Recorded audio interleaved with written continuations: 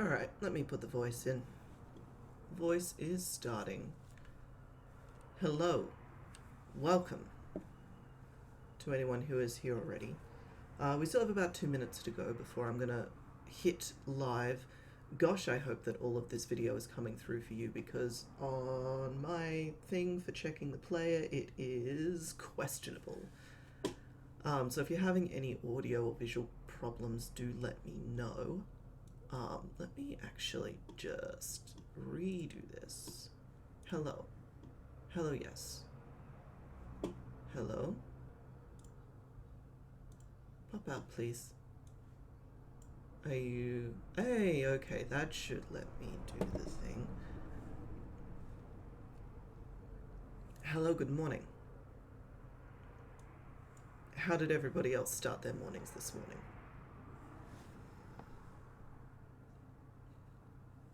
I don't know about you guys, but I started mine by accidentally dropping the end of one of my USB cables into my coffee, so that's how my day is going. Nevertheless, we persevere, and we are going... Let me see if I just move that mic a bit closer, see if we can't get more of me than we get of the cars going past outside. Because it is that time of day. 1 minute to go, everybody. For those watching the VOD later on, I do not have a chat scroll for this. I can do it. I've done it before. I often do. I'm going back and forth on whether the chat scroll is good or not. There's not a huge amount of stuff going on it. Alright, just in my last minute, let me do this one thing.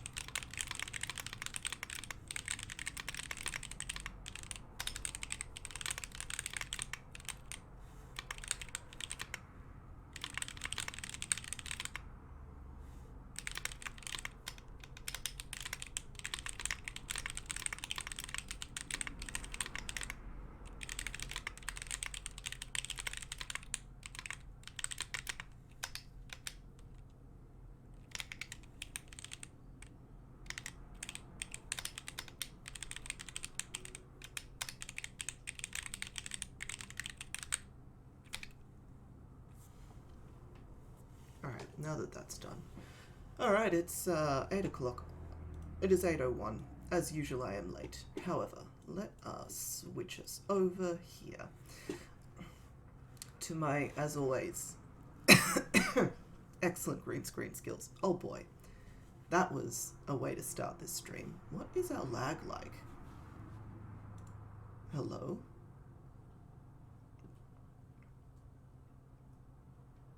Oh, we're getting there. I don't know if it's my internet that's being bad or whether that's for everybody. Let me just check noise levels. Yeah, noise levels are fine. Okay. I switched over just as I paused for a very long second. Hello. Hello, we have faces. We have terrible nonsense in the side of things. We're all going to ignore the patch of void over there. Unfortunately for me, my streaming setup at the moment is such that I either have to stream late at night in the Goblin Cave, or I get this happening, because this...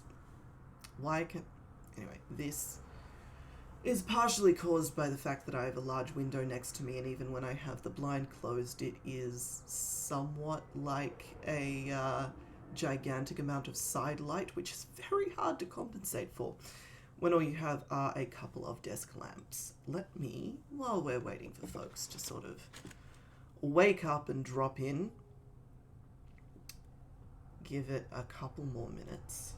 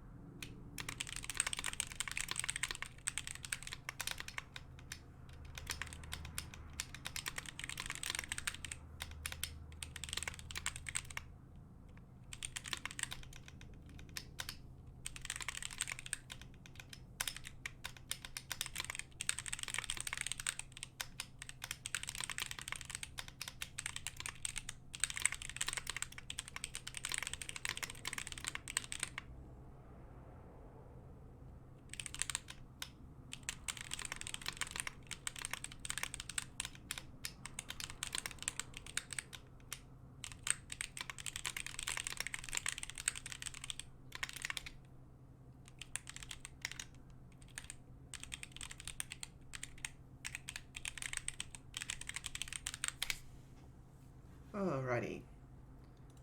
I think that's everything that I needed to do. So without further ado, while we're waiting for everybody to warm up, I'm going to refamiliarize myself with what's going on with these notes, because let's see how much I made sense when we were talking about things in the last episode. Let us switch over here. Okay.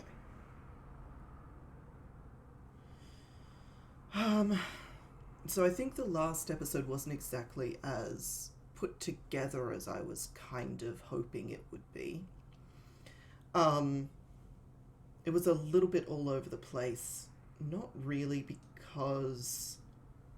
mostly because I was very rushed. I did it very last minute for multiple reasons, all of which are my fault. So I didn't have a lot of time to really edit it and make sure that everything flowed on exactly as it should have. Part of me wants to go back and re-edit it just to make it make a little bit more sense. Part of me is like, absolutely not. That sounds like a terrible idea. You should just own your mistakes and make a better video next time. And I think that's the one I'm going to go with for my own sanity.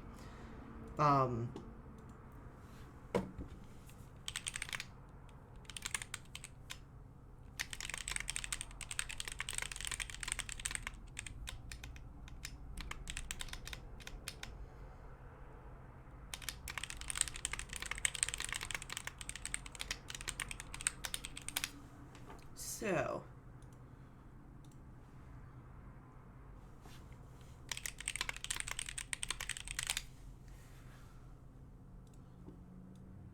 last time we were having a look at,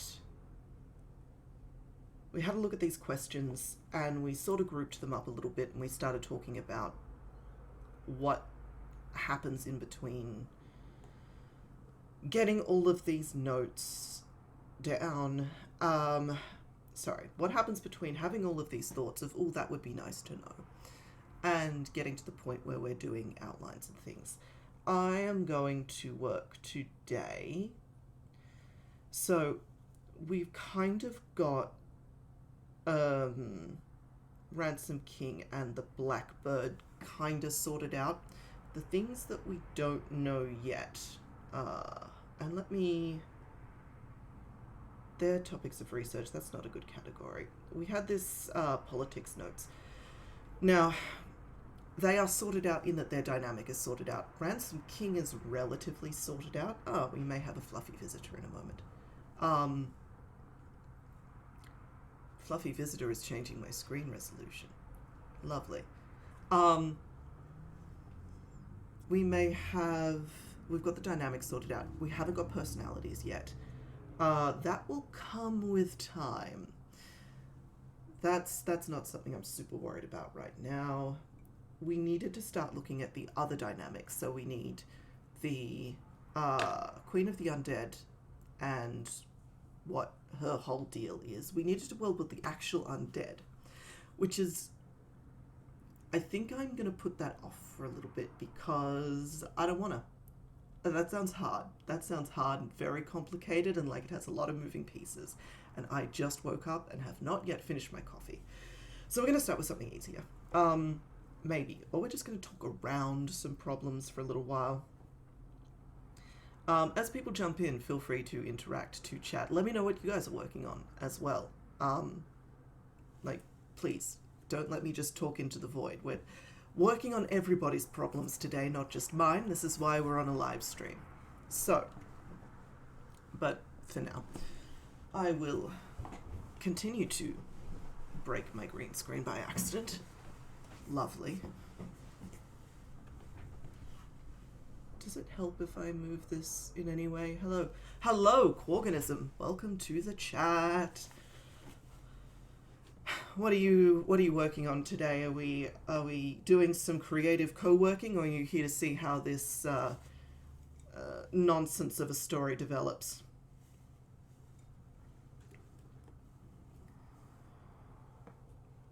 I'm going to make myself a little note here because we also need to... We've got the Ransom King's relationship with the Blackbird kind of sorted out, but what we don't have is... We don't have Blackbird's grievances yet. We don't actually have what that political ideology is that's coming between them. So maybe we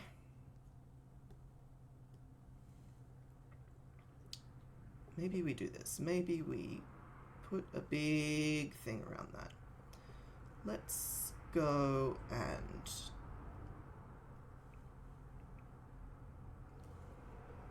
new heading. You're putting some time on to new RPG for Conquest. Want to have Ashcan ready in case people ask. Nice. Tell me about Ashcan. I don't know that we've discussed this one yet.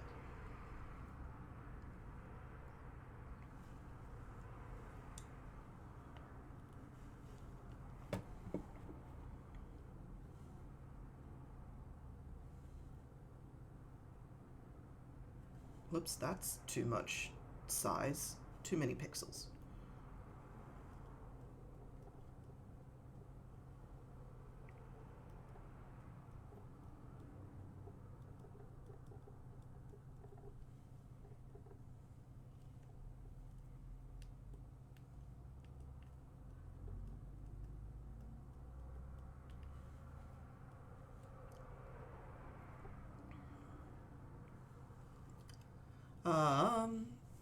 I need to move these so that my window doesn't cover up half of the thing. Ashcan is just a word for very... Oh! Gotcha. Word for very early scrappy copy to hold a place. I like it. I think that's a wonderful word, and I'm adding it to my vocabulary. Thank you for this gift, my friend.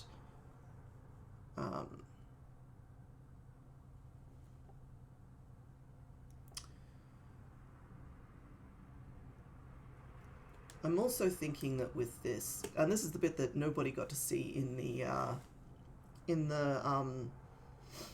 video process, was that I'm going to have to spend a little moment just being very scattered and warming up to my topic before I grab a foothold into something. So I've got this question of what was the revolution about. I'm also keeping in mind that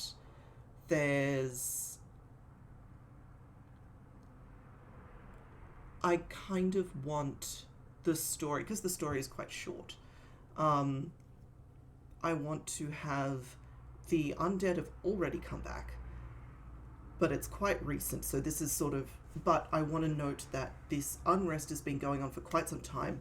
Then we have the Queen of the Dead coming in. They've had some time to get started on that, and then the story kicks off. I think that's how this timeline goes. The game is by Autumn's Ending, a zoomed-out romp where everyone tracks the life of a town by its brief residents' epitaphs. Ooh. I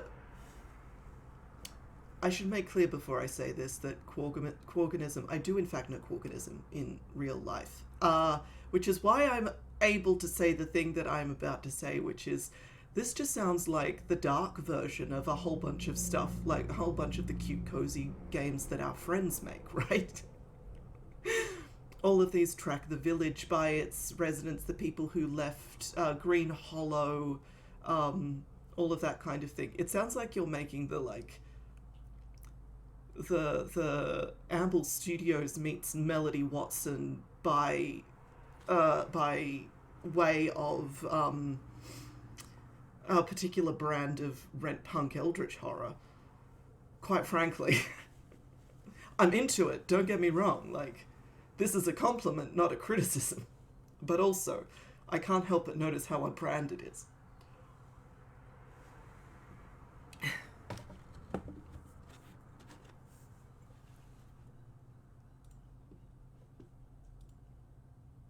Yeah, just set it in the town graveyard, exactly. What else do you need to do? Okay.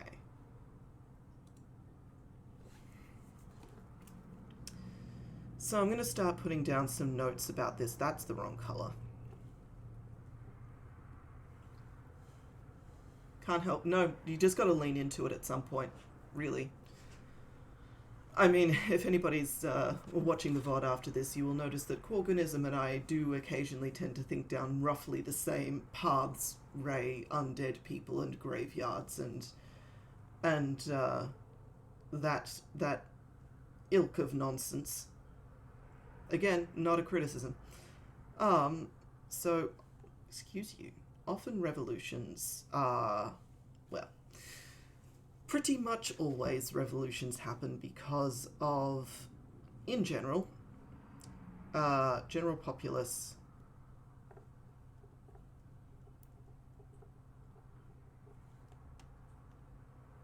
has the following criteria met: low quality of life, standard of living,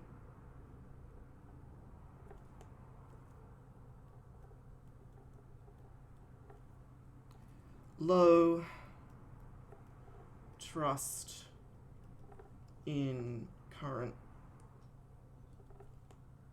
authorities,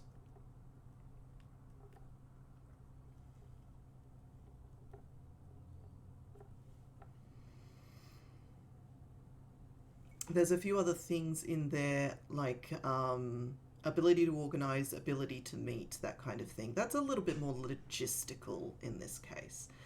I think we can, and there's an excellent video that I'm going to have to look up and maybe link that I'm referencing here, which is essentially a breakdown of all of the things that cause people just being generally discontented to advance to people are putting heads in guillotines now, because that is quite a jump. We don't it seems like both a smaller and larger jump often than it is, but it is quite a jump. And there was a very, very good video essay about all of those factors, and I'm trying to remember all of them, but I think for the purposes of this story, we can encapsulate most of them with general populace doesn't like things about the way that they're living. They don't trust authorities. That was the other thing. There was something also about scapegoats and who is... There's either got to be some form of unity around who's to blame, or it's not redirected from the ruling class or something like that. Again, I think that's a little bit more. Let's go with... I'm probably butchering this, by the way. I am vaguely remembering a video essay from like 2 years ago. So there's also something about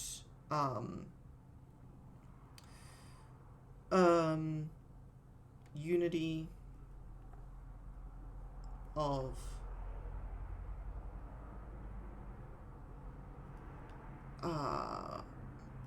call it unity of blame.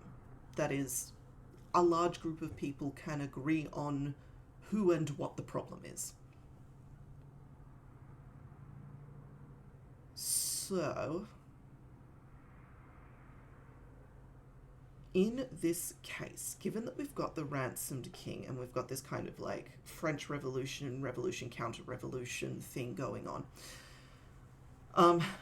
and I'm sure Quorgadism could actually come up with some other historical references here and could talk quite a lot about how much revolutions, how revolutions work and how they do things, and what you need in order to start a decent one.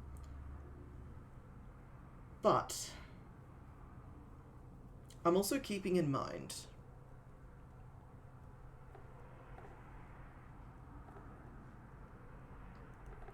this needs... How pragmatic are we game to get? As pragmatic as still fits the tone of... how to best explain this? As pragmatic as possible while still fitting the tone of the current ruler who is in a very precarious position because the revolution happened and now there's a possibility of counter-revolution. is still kind of hanging out with a masked vigilante kind of character who is extremely overdramatic in a kind of Robin Hoody sort of way, and also there is a large city of undead people just popped up in the corner of the country, and there's some stuff going on with the ruler of that thing, and it's all very sort of Tolkien-esque fantasy. Not Tolkien-esque fantasy. Sorry, I'm specifically modelling the City of the Dead off of Minas Morgul in the third Lord of the Rings movie, that kind of vibe. Not so much the how they got there and the people in it, but just using that visual image of the ethereal green city as my touchstone to sort of work off of those people. So yes, very pragmatic. But keep in mind that we are going to get a little bit we're going to get a little bit fantasy with it, to fit with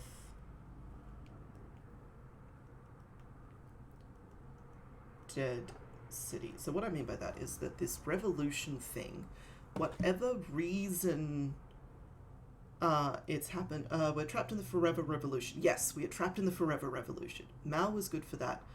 Yes, because once you do the... Yes, that is an excellent point, and I'm going to write that down. Yeah. Revolution requires rebuilding. And you know what? I honestly kind of want that line on a shirt or something. Revolution requires rebuilding would make the most metal t-shirt in my cupboard. Yeah, that's important. So that's leading me to a point where maybe RK and Co. dragged feet. That's not recognizable as a word. Drag feet on rebuilding. And I'm thinking probably not due to lack of will, but due to infighting. First time, Little Ivy 889. Hello, welcome Little Ivy. Important and oft overlooked, yes. Oh boy, yes, I have this conversation with one of my friends who should be popping along in a minute. Many times in the last kind of several months or so.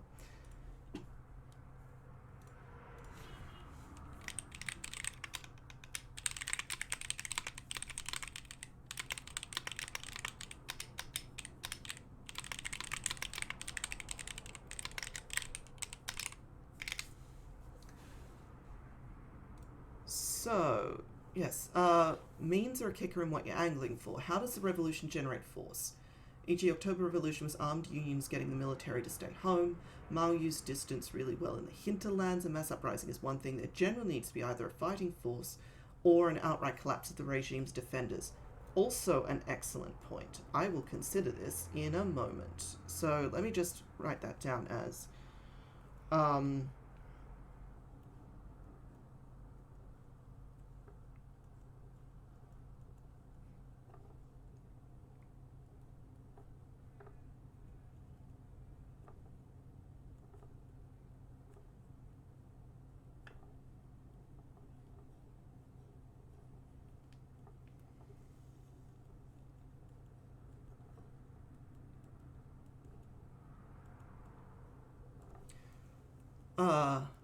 hello, Canum Riss. Yes, you have been summoned. Your name was mentioned, and so you have come. Welcome, welcome, welcome. We're talking revolutions. You and Quorganism will have fun. Yeah, I know that you're caught up on the video series at least a little bit, so knowing what you know about the characters and what's going on. We're currently having a chat about what the actual circumstances are with the ransomed king at the moment, and digging a little bit further into what are the ideological differences between ransomed king and the blackbird masked vigilante kind of person.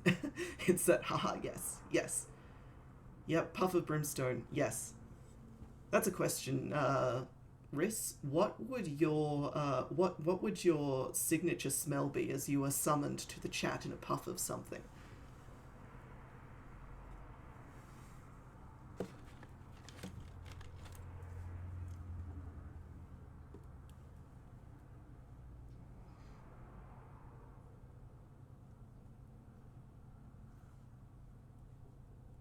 Going to put a couple of notes here about leaves open idea that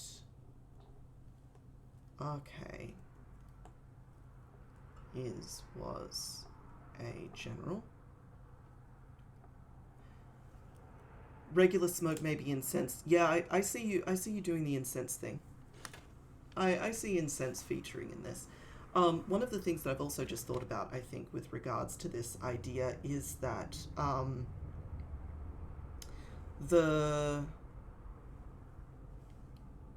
where has it gone? You were chatting with someone from your D&D group. Oh, yes.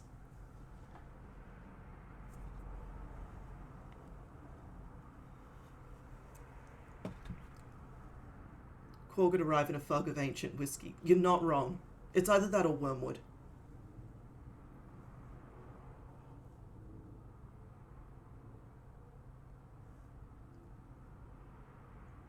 I'm trying to think.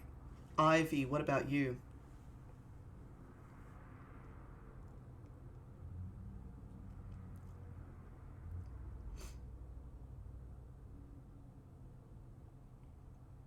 I feel like yours would be something herbal. You've definitely got the garden vibes going on. I feel like you'd be a mist of basil and rosemary or something like that.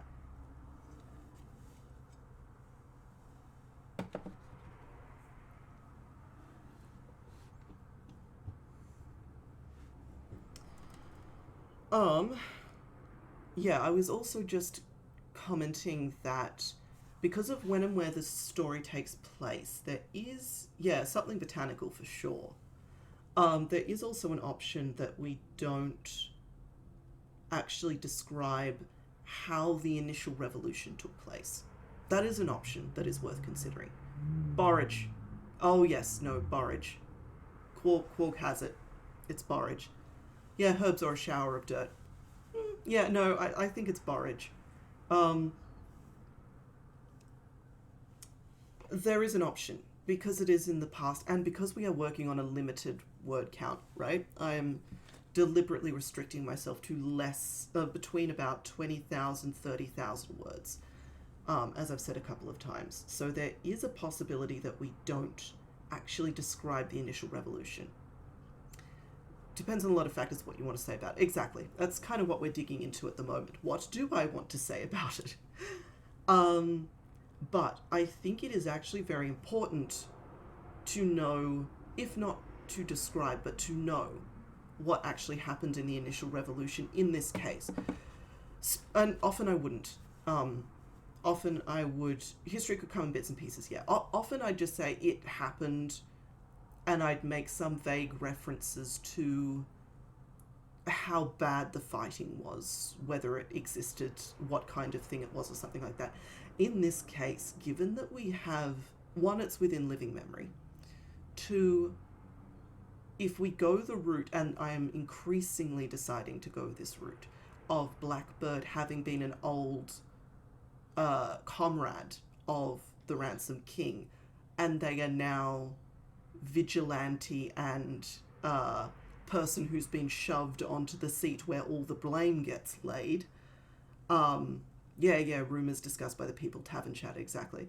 But no, given that we've got this, one of the main relationships in the story, one of the... How many relationship threads are there between three people? Is it 6? Is it factorial, or is it 1, 2, 3... No, it is just 3, because there's no...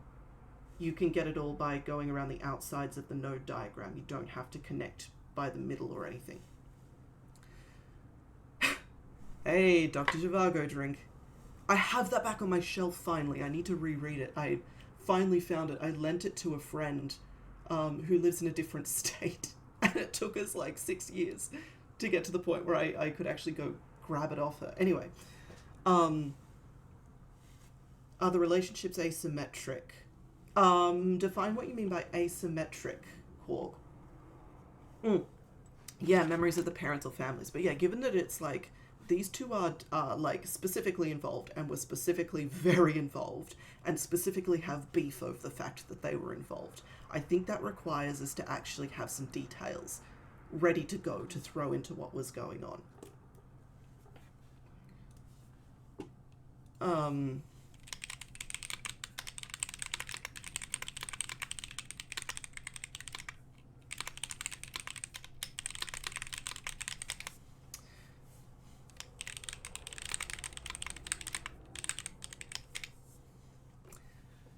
So, whoops, that's not what I wanted to do. Let me put that slightly aside for now. Because one of the things that I wanted to do now that I've got a whole bunch of time, and I'm not trying to do this to a episode length, could get 6 relations from 3 people if they all believe different things about what the relationship is. Yes, this is extremely true. I was thinking author's perspective on this one, so there is the inconsistencies are contained within those relationship lines, but what is the previous regime like? What did they do? What became their undoing? What an excellent question. Yes, I do have desktop audio turned off, so that's not a problem.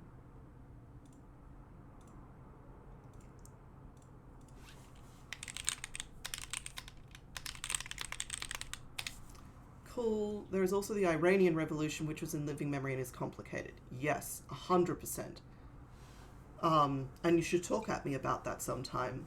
Perhaps even right now, while I'm thinking of other things and just fueling the thoughts processor. Now, I want to, before I get too deep into this, bring my brain back, because the eventual goal of this, and let me restart the sentence that I started like 2 minutes ago and then stopped. The reason that I wanted to do this, while I know I've got at least a few hours to go with, is because I was looking to get, I know that the other topic, the one that I did in the last WMWAC video, which is what I'm calling the Whimsy and Metaphor Ride-Along Club in my head, and it's what will come out of my mouth when I attempt to reference it, so let's just not pretend I'm ever going to give it its full name in one of these streams. But the thing that I was looking at in the previous thing was working on this, like, very but this relationship between Ransom King and the Blackbird, and teasing out what exactly their dynamic is, which is something that I could sort of break off and do a little bit on its own. But I know that as soon as I get into their history, and I'm gonna need to start looping in the Undead City. I'm gonna need to start looping in the Queen of the Undead, because that revolution and the fact that the undead are coming back need to be extremely thematically linked, just because of the way that I build stories. I mean, I guess they could not be, and I could do it that way. Again, I was having this conversation with someone the other day about the stories that are built so that everything loops in and ties back onto itself and each other, which is what I tend to do, versus stories where everything is, you give the thing that we were talking about was Howl's Moving Castle, right? Which is an adaptation, the adaptation of the book, where they didn't have the room to make everything loop back in and necessarily tie in really neatly, because it's a movie and they were trying to fit in plot points from a whole ass novel. So they had to cut out a lot of the supporting context, and you're left with a movie that still has all of its load-bearing cause and effect, but it very much gives you the impression of, oh, this is a very, very small story in a world that is very big and that we don't have all of the details of, which is another way that you can do world building. Thematic link, counter-revolution, the undead want the return of the previous regime because it benefited them. So the idea I'm going with is that the undead are not part of this whole thing. The revolution has happened. The this struggle is going on, and then additionally, oh man, the mythological city of the undead has popped up a couple of days by whatever non-car transport is most popular and useful, probably some sort of beast of burden drawn cart or something like that. I'm thinking oxen or something of that description. And now we have to deal with that on top of everything else. It's very much a all piling on type of thing.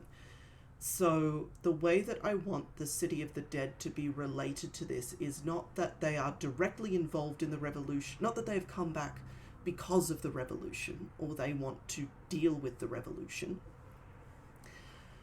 or because they have some stake in it, but because the link is very thematic. Are the undead a sentient population? Yes, they are. Yes, very few people want zombos showing up at random. Yes, this is correct. They are sentient, and I have been debating on whether they are the people that they were, quote unquote, in life, whether they are something else using the bodies of the people they were in life, or whether there's some sort of memory wipe bullshit going on. And the City of the Undead have either vague or no memories of the people they were in life. And the reason that I'm tossing up between all of these... there, the distraction, yes. The reason I'm tossing up between all of these things is that thematically you're going to get... I do want them to be dead. They could even be someone else's undead, frankly. They could be... Oh, here's a question. Are they like... Do you have to be dead for a certain amount of time in order to be to pop up in this city? Is this the like 300, 400 years ago dead from the next country over? Because the thing that it would be really cool if it was, I don't think next country over. Sorry, let me sort out this whole train of thought. Let me go through this.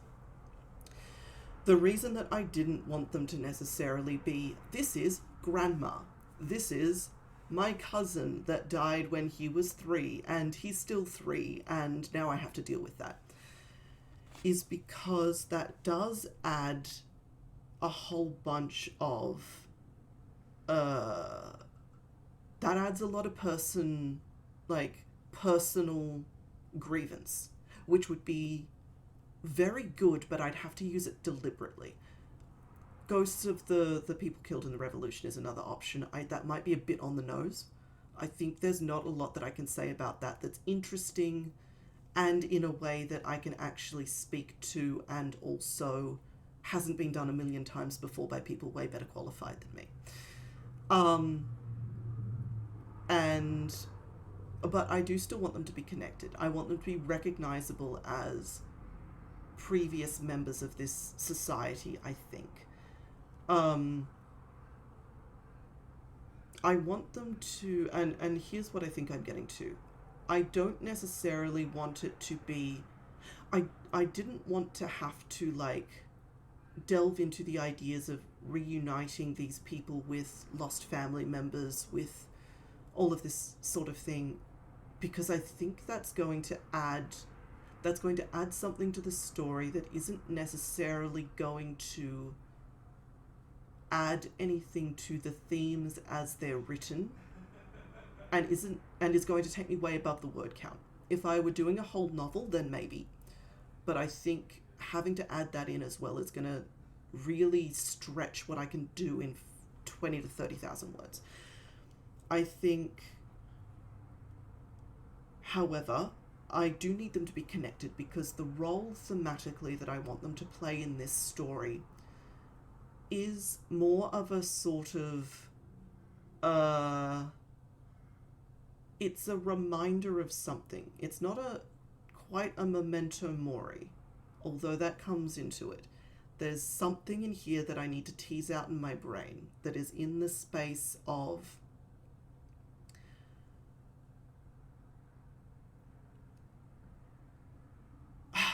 originally my idea was it's more about the...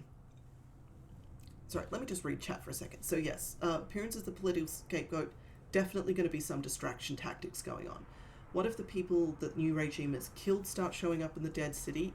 Could be. Could very well be. Ghosts generally are reminders, yes. Could maybe play a decent line around the garbled memories of major events, like the ghost memories are scrambled but still inconvenient for the current order. Yes, a lot of secrets people would prefer weren't unearthed. 100%.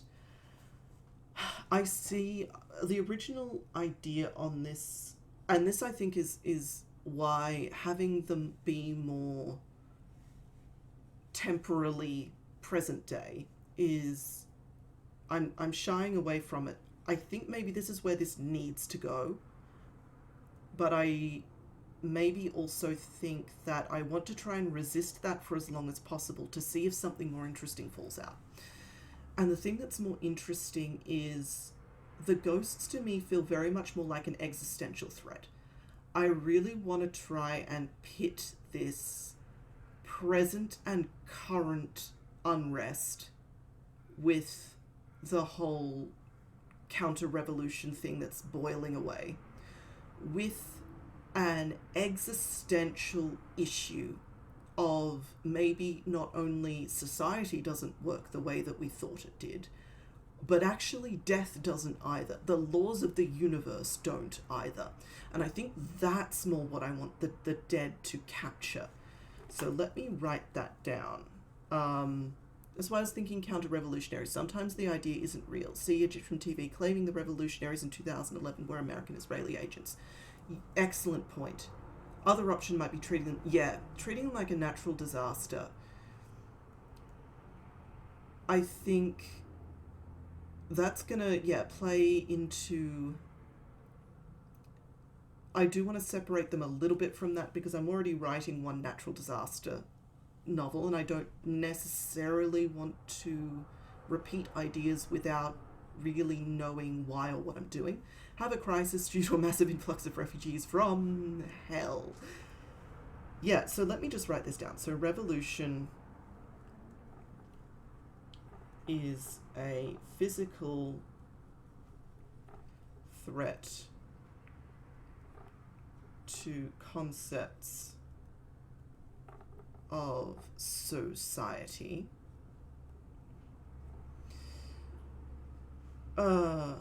Undead. I know none of you can see this because of the way I set this up, but there is a very fluffy tail just poking itself out from under the green screen behind me. Undead are existential threat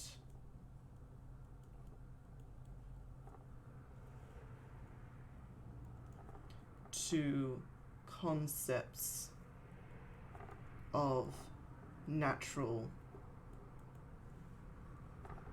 order.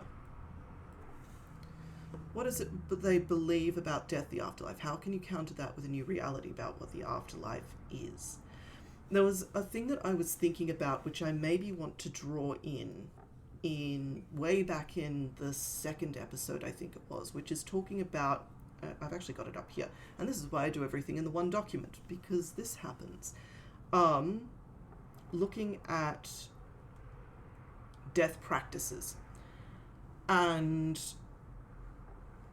because one, that gives you a really striking visual image of the undead, right? If this is a culture that buries the dead with specific trinkets, does some form of ritual wrapping or preservation or something like that, that will give a really intense visual thing. Kind of like the laws of the universe are broken. The revolutionaries killed the grand psychopomp or whatever, and now death doesn't work anymore. Very sunless sea.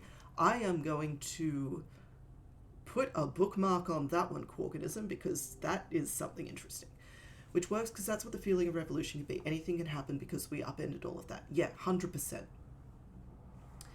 So, I'm not going to say that this is actually true in universe. I'm going to say people will be questioning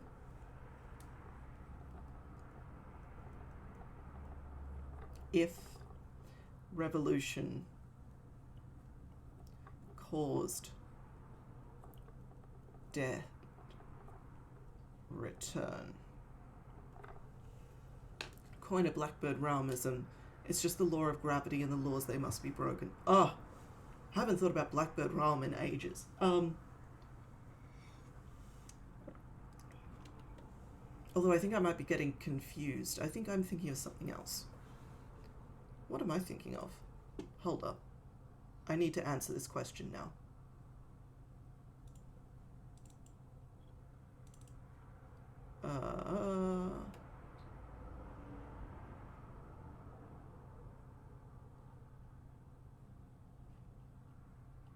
Something. Diary of Dreams. No, I think Blackbird Realm is also a title of a Diary of Dreams song, which I believe is probably a reference to the thing that you have just quoted.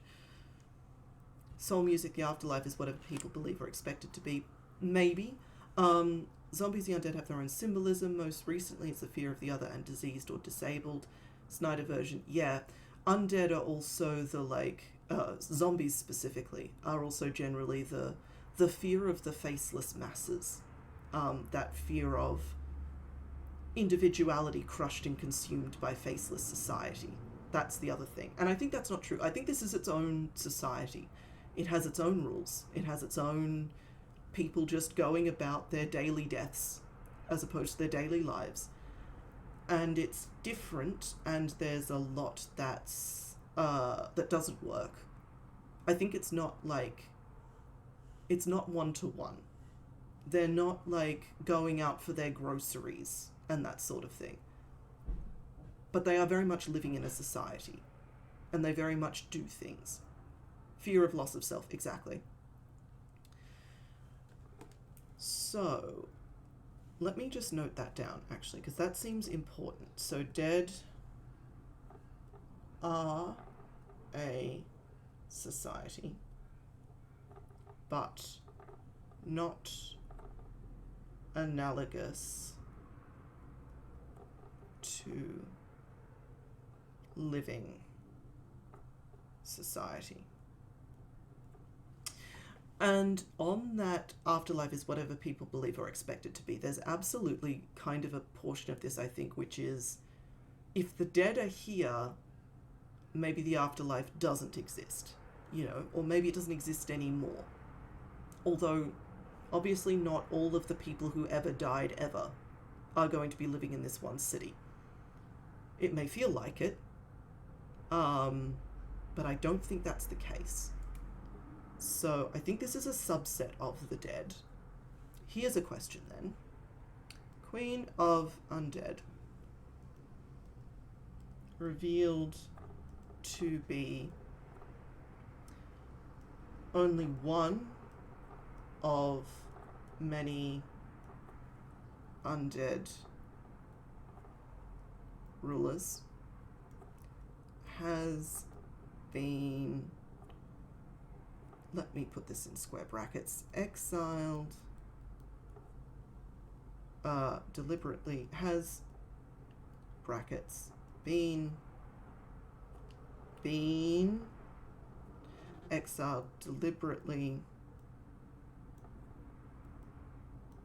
left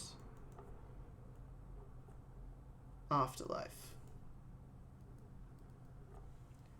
Yeah, some cultures do actively note some form of loss of self in death. The death drink from the river of forgetting in ancient Greece, for example. Excellent point, Ivy. So they can be released from their lives and get on with their deaths. And I think definitely we're leaning into that. I think death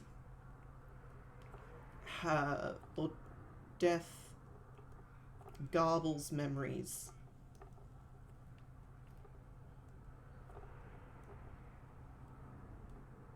At least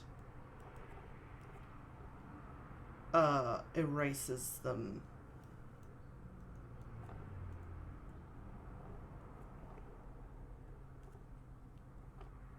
Maybe. That's not grammar, but we're gonna go with it.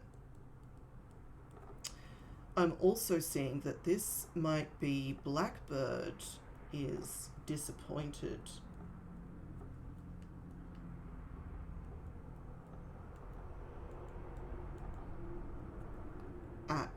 some point. Because Queen of Undead refuses to help overthrow Ransom King. And the Queen is the overseer. Yeah. Haven't decided if it's necessarily a queen or whatever. I know that this character... I have been playing around in my head with different genders for these characters. I think the Queen is 100% a woman. I think there's no universe for this story in which the Queen is not a woman. I don't know why that is. It's just sticking in my brain.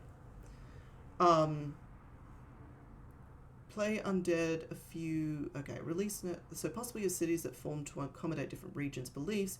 Play undead with different ways. I think we're not going to address the afterlife in this. I think we're going to say these ones are in the world again for some reason. Maybe someone does ask them what the afterlife is like. Do we know if they give a straight answer? No. Because that's not relevant and we only have a few thousand words to work with. I think we're just going to gloss over that one. The same way I do in a lot of my stories where dead people come back. Ghosts are a wound left over by the sins of the past. See plenty of undead Avengers. Depends on your flavour. Yes, there's also things like Ghosts of Place, which could be fun. Location spirits and things like that. These feel like ghosts. Yeah, and I'm wondering if we've got some people ghosts and some avatars of locations and things. I wonder if we've got a whole bunch of the Forgotten all mixed up together. I'm going to write down that word. The Forgotten.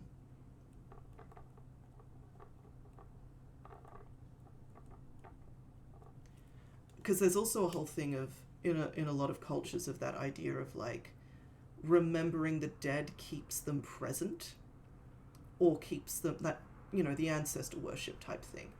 And if these are the dead of people who have been forgotten, that gives them an excuse for the garbled memories, because maybe fragments of who they were are still remembered, but not enough for them to piece together a whole personality.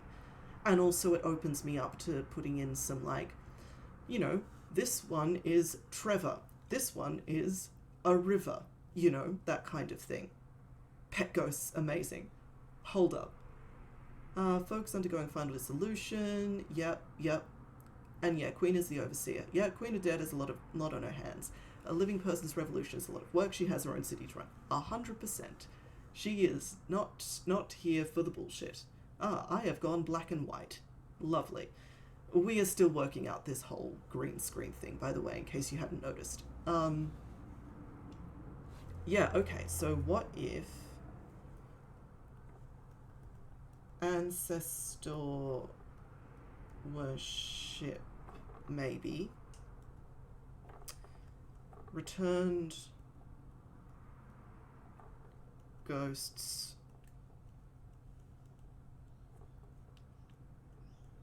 are the ones completely forgotten, or mostly forgotten,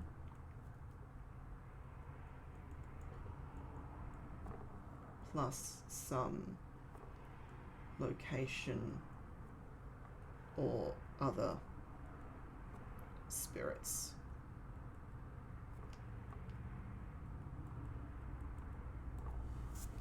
If you don't feed the deceased cart, wanders off to eat roadkill, said Quark, misquoting ancient Egyptian beliefs. Yes, yes. Blackbird's pet jackalope shows up. Amazing. Oh, very, you didn't remember Fluffy well enough. You have betrayed Fluffy.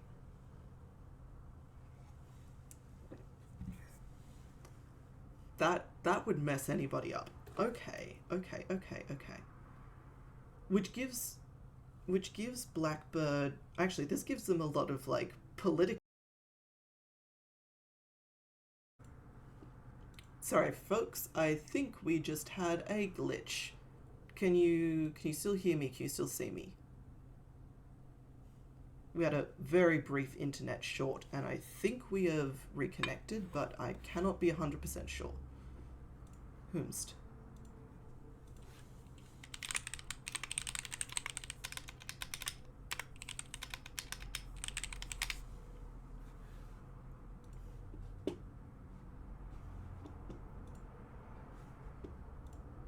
It says I'm still live. Or it says... Nope, it says I've reconnected.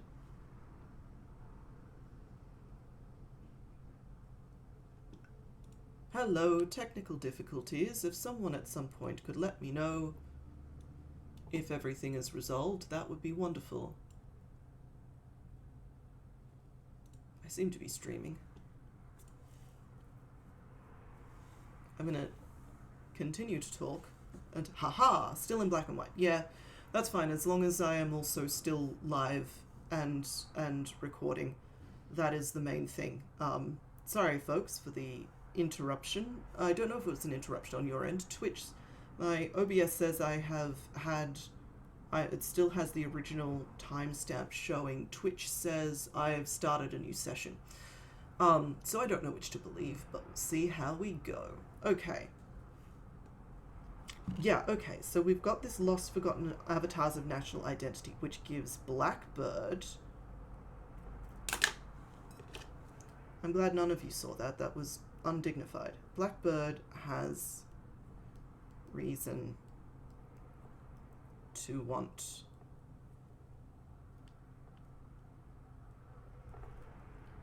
them on side. Unfortunately, so does everyone else. Okay. Alright. So, folks in the chat who know a little bit about these kinds of things, and the revolutions and things, talk to me a little bit. Sorry, I'm just shamelessly using you at the moment for inspiration and information. Folks in the chat who know about these things, talk to me a little bit about revolutions and national identity and that kind of the societal community identity. Have a chat to me about that. Screen is dead. Okay.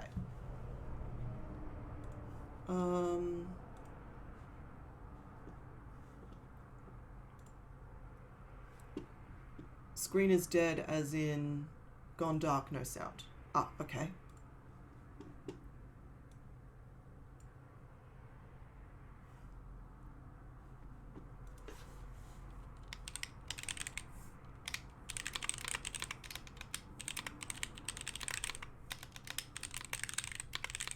Ah, back. Wonderful. Alright, so either we're on a pretty significant delay, which may be the case, or there's just been another brief glitch. Okay. Or I'm getting a very significant lag in those messages.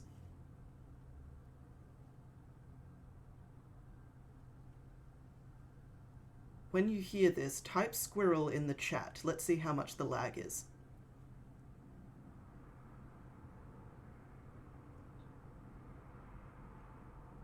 Okay, cool. So, not as bad as we thought. Yes, looks like the internet did a thing. Okay. Yeah, people who know about revolutionary things,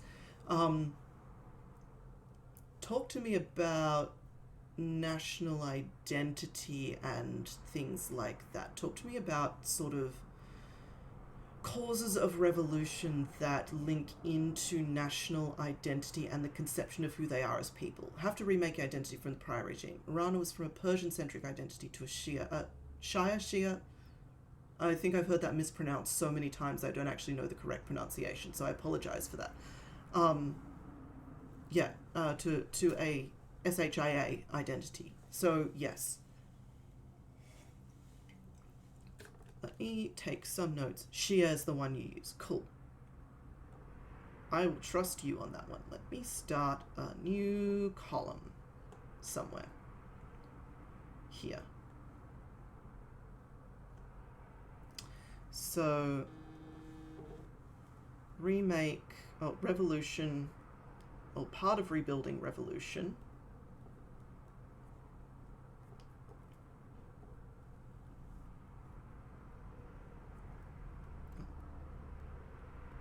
Part of revolution rebuilding, as the case may be, is recreating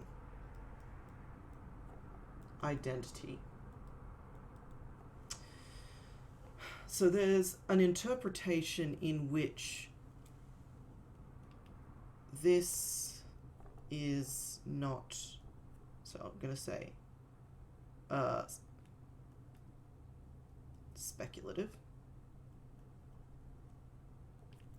This is what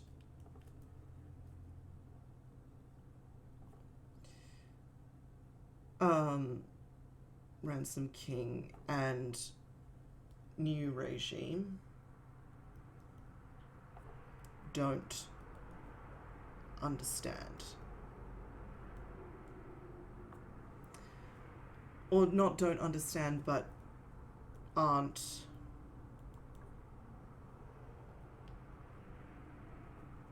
achieving.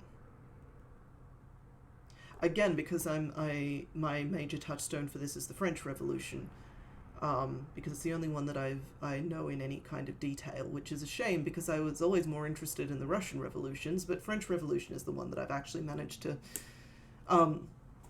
get information on over the years, so let's go with that. But French Revolution, I'm reminded of they like remade the calendar. They tried to, in the early days after I think the first one, is they tried to remake chop chop, as in this is the guillotine sound, is it?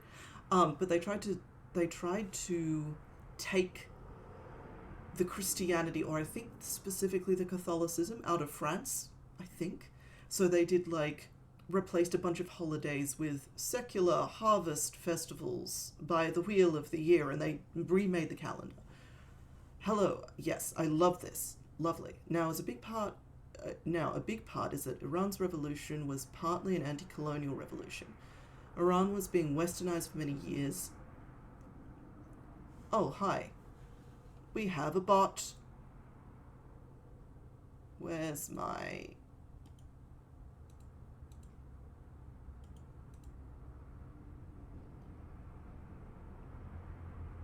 manage suspicious user? No. Block. And report. Spam and bots. There we go.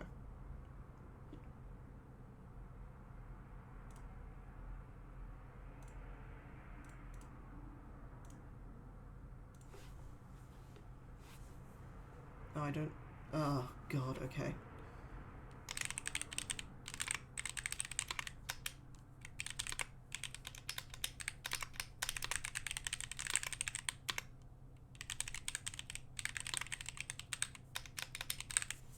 I should really make one of your mods so you can do that for me. Cool. Boot the bot. Yes, I should. Yeah, I've got mods. Unfortunately, I believe they are either not awake yet or not coming today because they have their own lives to attend to, which is really fair enough. Okay, that's yes. That's just saying that I've come back in. Let me return.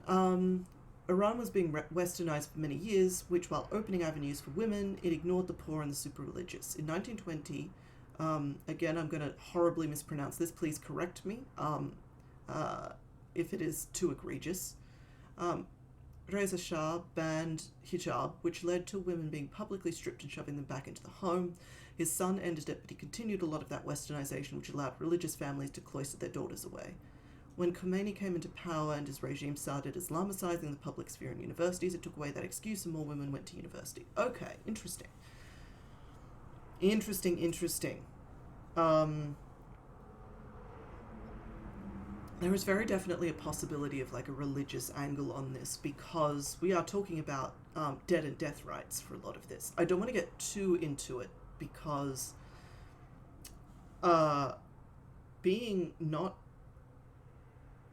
particularly raised religious myself in any way, and having familiarity only with sort of Anglican Christianity, I don't necessarily have the knowledge base or the kind of experience to deal with a lot of these questions the way they probably should.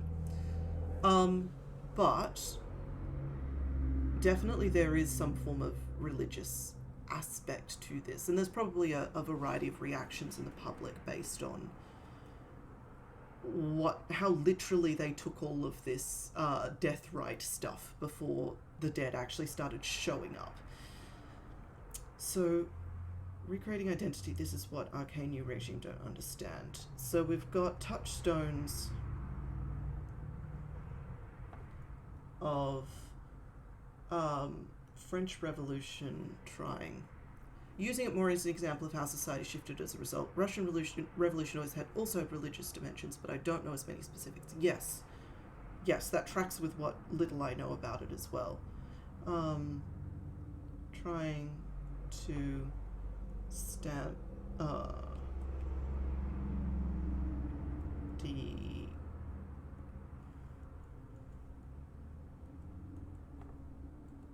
France. Also, I'm thinking of the late Roman Empire with all the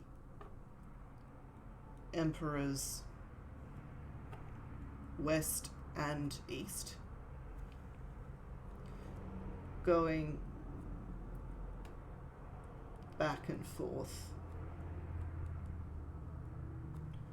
on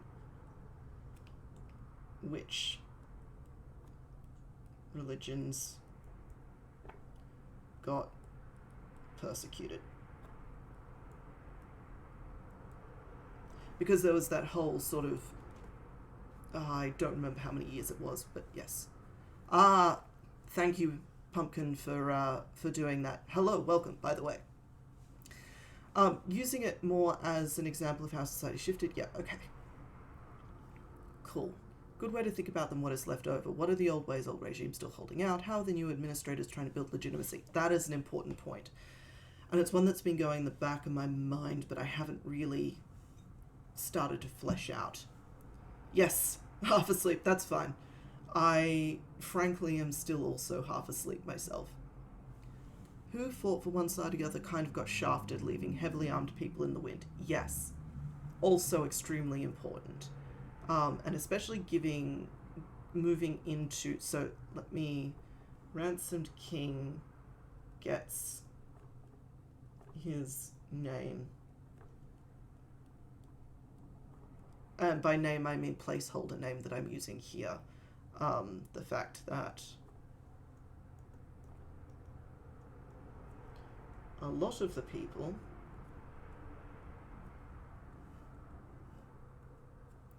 who wanted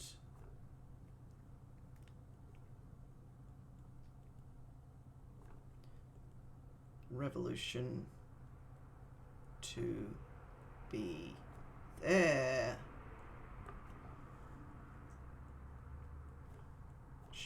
don't like him.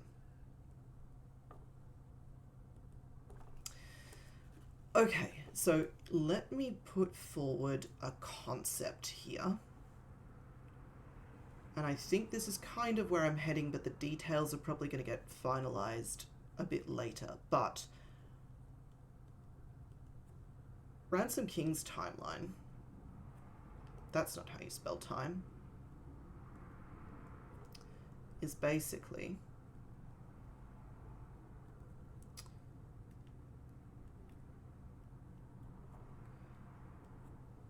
joined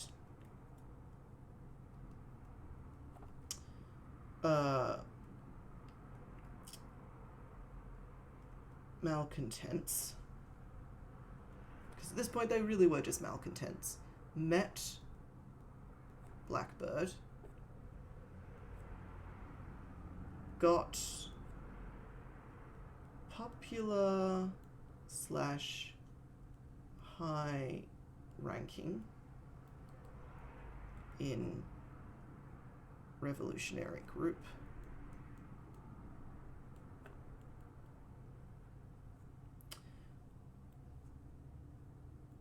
revolution happened.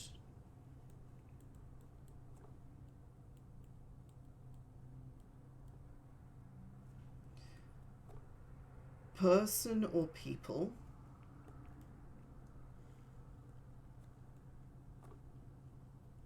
supposed to lead got shafted for some reason. Ransom King gets put on throne. I'm going to put throne in quotation marks because we don't know that it's a literal throne. I'm just using terminology to indicate a point. Somewhere in here,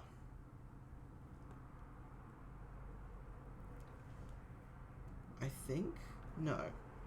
So, actually, let's do it over here. Anywhere after this point. Actually, let me do this in a different color.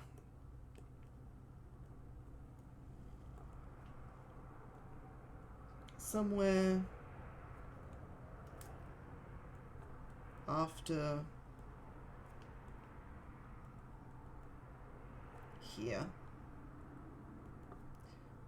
falls out with Blackbird. And I don't think, and I'm just going to put this out there right now, I think I'm very much leaning away from, and I think it is not, I think it's not interesting. I think it simplifies things too much, it streamlines things too much. We want more chaos than this. Blackbird was not the intended leader who got shafted. That's too neat. That's way too neat. Part of me sees Blackbird as a little bit more of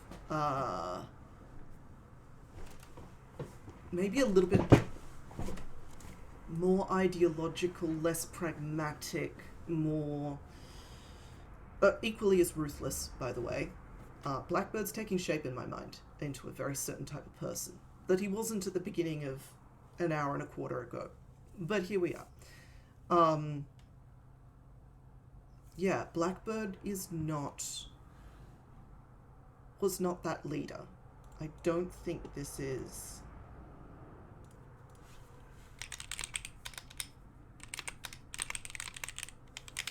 I don't think that's where this is going. I think that's too pat.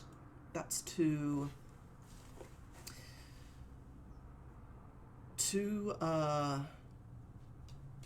easy, I guess. Blackbird sounds like a leftover from, 100%. And I think even maybe Blackbird was more of a fighter.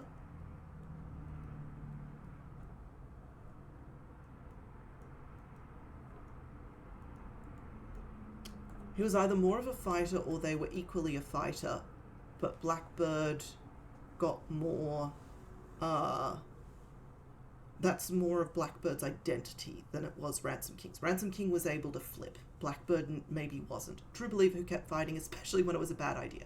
Yes, that is 100% the vibe I'm going for with Blackbird. Blackbird is...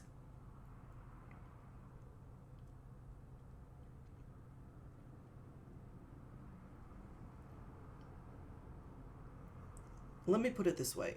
in my brain, part of me kind of wants to make Blackbird non-binary, because no gender-only revolution. Part of me is also a little bit leery of doing that kind of like, if Ransom King is male, Blackbird is non-binary, Queen of Undead is female, you kind of got the collect the set trio there. I don't necessarily know that I want to go with that, especially because you've kind of got this like, you've almost got a continuum of them as well. You've got like male on one extreme, queen in the other extreme, and a non-binary person trying to like play both sides in the middle. I think that's a little bit too on the nose. Yeah.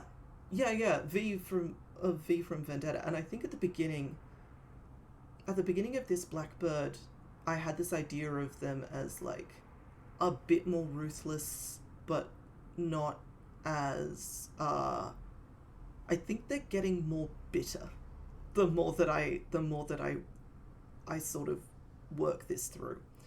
I think Second Satsuma Uprising, Major... Oh, yes. Oh, yeah, Major Revolution, Major Restoration, 100% yes. Yeah, that's... I'm doing some reading on that to kind of fuel some of these ideas later. But yeah, I think that Blackbird is getting more and more bitter as we go.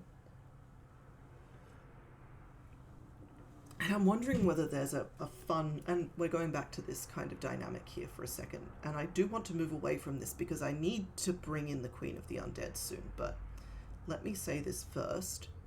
Keep thinking Disco Elysium. Yup. Yeah, you can tell I'm a Disco Elysium fan when I'm writing some of this, honestly. Blackbird is kept... Oh, here's an interesting idea that kept fighting for ideology, but is more bitter and cynical. Okay, caved in quotes, because I don't think that's the right term, to practicality / politics, but is the more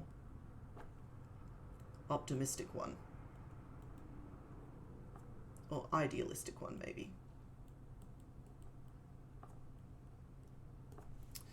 Unimportant, losing their status, right? Social, yeah, because they've served their purpose. Be careful, it'll make you miss communism. It will make, that's the thing about Disco Elysium, it will make you miss a political system that you have never experienced or lived under. Okay. Blackbird, like the samurai, did a lot of the work to bring it. Yeah, now they're irrelevant, unimportant, losing their status. Yeah, I'm thinking maybe kind of. And there's definitely an aspect where Blackbird used to be a lot more well-respected within the revolutionaries than they are now. They are now very much a splinter group, or leader of a splinter group of some description. Care for the bitterness. Q for the bitterness. Yes. I think there's a little bit of that, but I think mostly they're just kind of tired.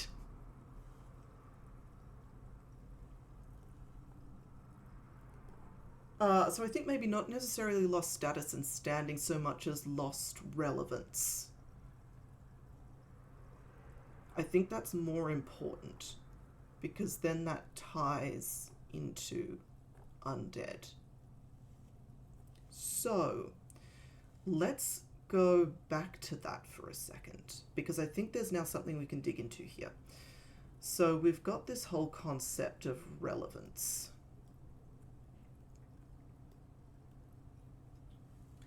There's some parallels to the Irish Civil War too, when the Republican forces split because a huge chunk of the IRA saw the peace treaty as selling out what they'd fought for. Oh yes. Yeah, that very much the split of the people who compromised in order to stop the fighting versus the people that wanted it to continue until they got what they wanted. Whether or not they would have won in the end necessarily. due to an inability or an unwillingness to adapt to the changing times. Yeah, quite probably. Or even just an appetite to continue fighting even when everybody else was undergoing war fatigue, perhaps. Makes sense. Revolutions brought into the world are always a lot more complicated than them as an ideal. Mieville's Iron Council talks about it, even if the ending makes me super grumpy. Oh, yes. Yeah. Was Blackbird the sad ghost? Yes. Was Blackbird the sad ghost all along? 100%, yeah. Okay. So, we've got this idea of relevance versus the idea of... Well, not versus, but also, like, connected to the idea of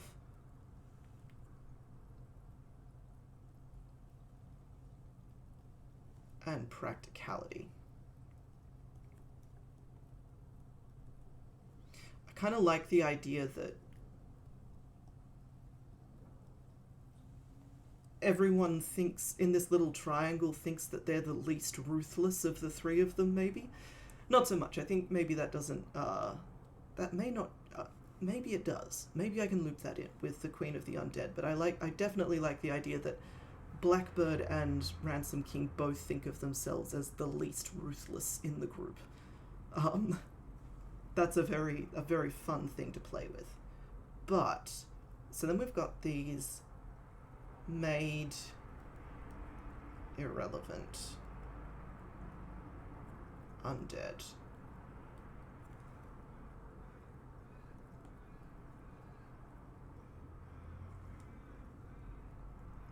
Forgotten. So they do have political positioning.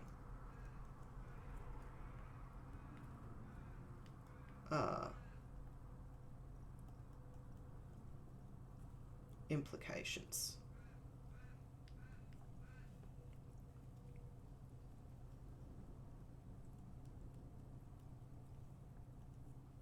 So you've got that kind of connection to restoring good old days, but also the reminder or proof, maybe. Let's put that in quotation marks, because I don't think that's the right word either, that good old days weren't actually that. I think not necessarily proof in that they remember the good old days and know that they weren't all that and a bag of chips, but more about sort of the fact that so much has been forgotten is a reminder to people that their memories and stories about the past are fallible, maybe, is more of the thing. So let's do that in this color. Reminder that memories of past are fallible.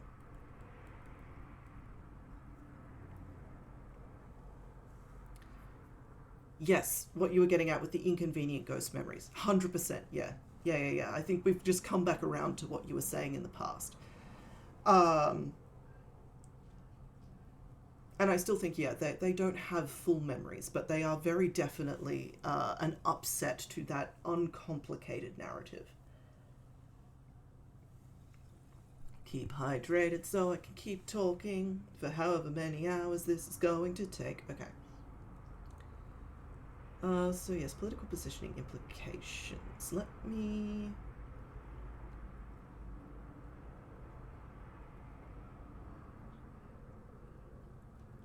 come over here again for a sec. Love the complicated history. Me too. I enjoy getting complicated with these things, and I think it's important. Let's go... That's the wrong size.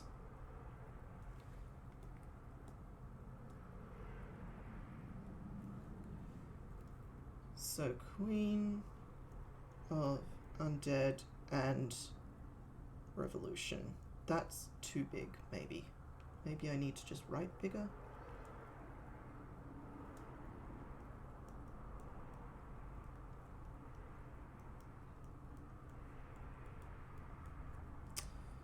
Sure, we'll go with that. Same, but given word limit, is it actually a good idea? I'm still okay with this amount of detail in this word limit because there is, at the moment, I'm digging into context stuff. A lot of the stuff that I'm talking about right now can be either glossed over or done in a very short way, shorthanded, conveyed through arguments about other things to the reader. A lot of this is background theme and things like that.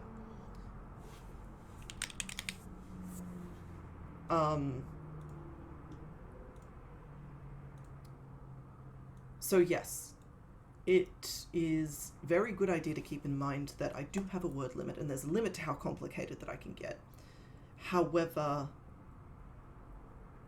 I think the modus operandi of this... Modus operandum? Nobody uses the singular of modus operandi anymore, right? Or is modus operandi the singular? Anyway, Latin loanwords. Yeah, I think the way to do this is to have the complicated backstory and just not tell the reader all of it. And now we're in the middle of building out the complicated backstory. Building world internal context, right, correct. Yeah, building world internal context that I can then draw on to give these characters a bit of texture, as opposed to having to explain the entire thing. So, Queen of Undead and Revolution. So we still need... What were the goals?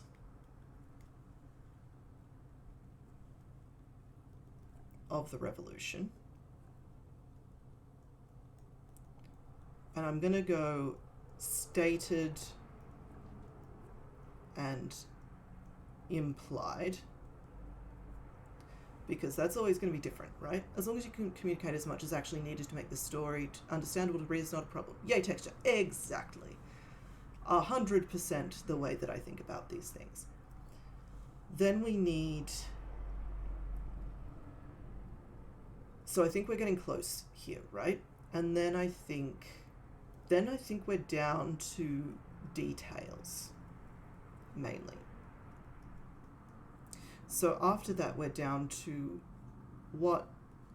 Well, no, we're not down to details, mainly. The next big thing is what plot role does therefore play,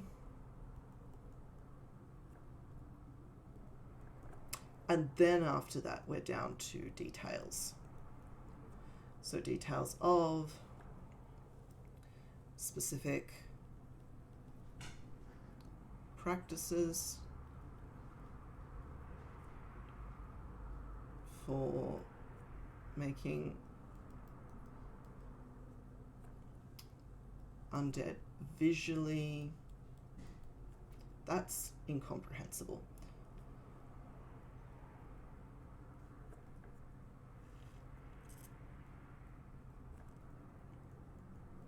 Distinct.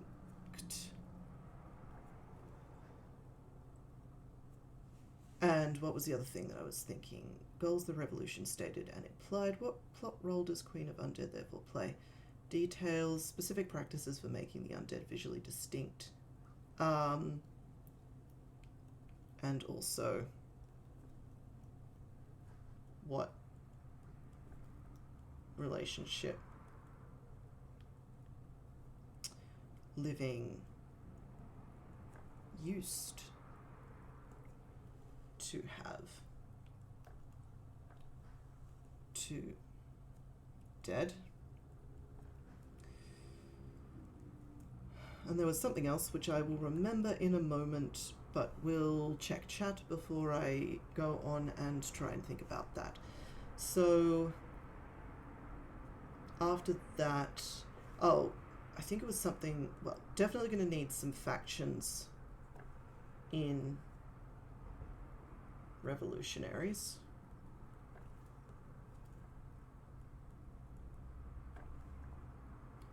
And we're definitely going to need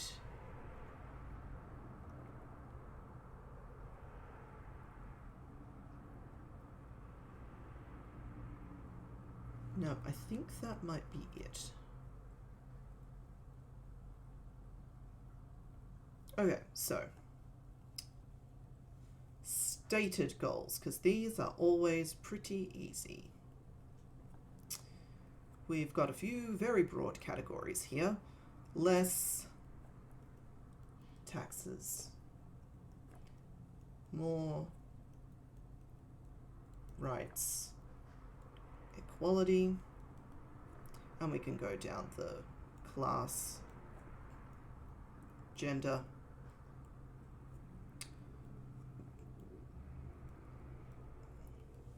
racial elements there. So we can either go with the better protections for wealth equality, we can go for the you know, the gender stuff, we can go for anything. We can just go for more rights nebulously for people that aren't the current ruling class. Maybe they... No, that doesn't work. Anyway.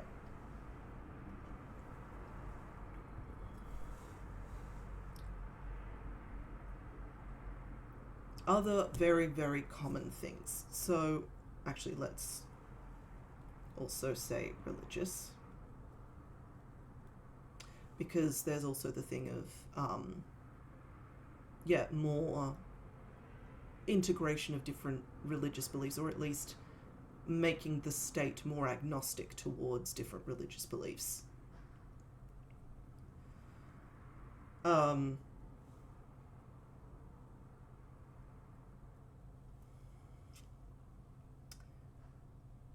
So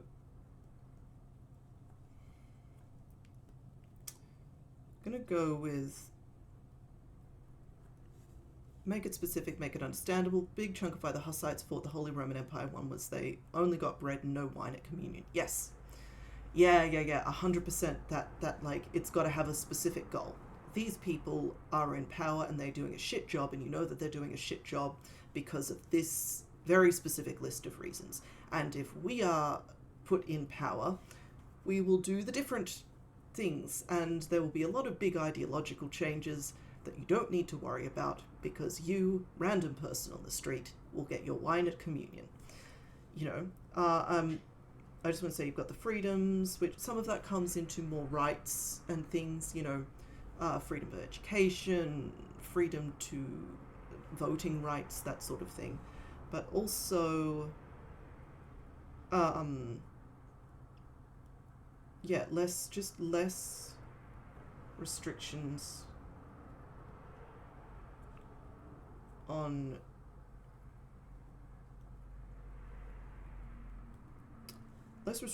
behavior, and I'm leaving that one a little bit general because, again, I think a lot of it does come down to rights, but I can see people ending up getting very disgruntled over things like, again, coming back to Chairman Mao and the, like, this would not have been the original revolution, for example, but the sort of the counter ideas that came in after it's, you know, trying to control who could farm where, but according to people that didn't actually know which land was good for which things, as far as I understand that. So you had a whole bunch of crop failures and things like that. The other thing here is you can also have, and I don't think this is how I want to go, but I'm going to put it down in case it becomes useful later. You can have trigger points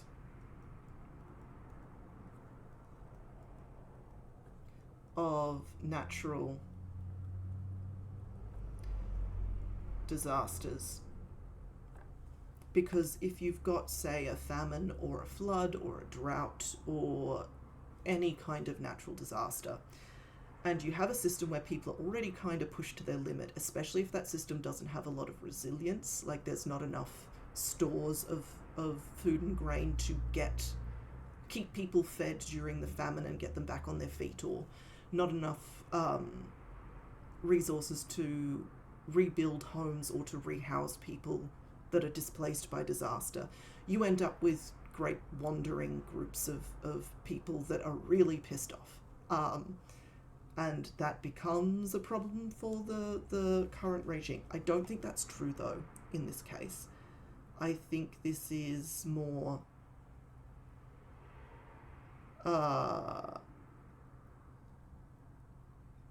what am I trying to say? Maybe it's not a large factor. It's definitely a trigger point rather than a... And I think it's a trigger point because it doesn't necessarily loop into these ideological reasons. Yeah, Nile didn't flood time for a new pharaoh. Yeah. Something that was in the natural world that was expected to happen didn't happen.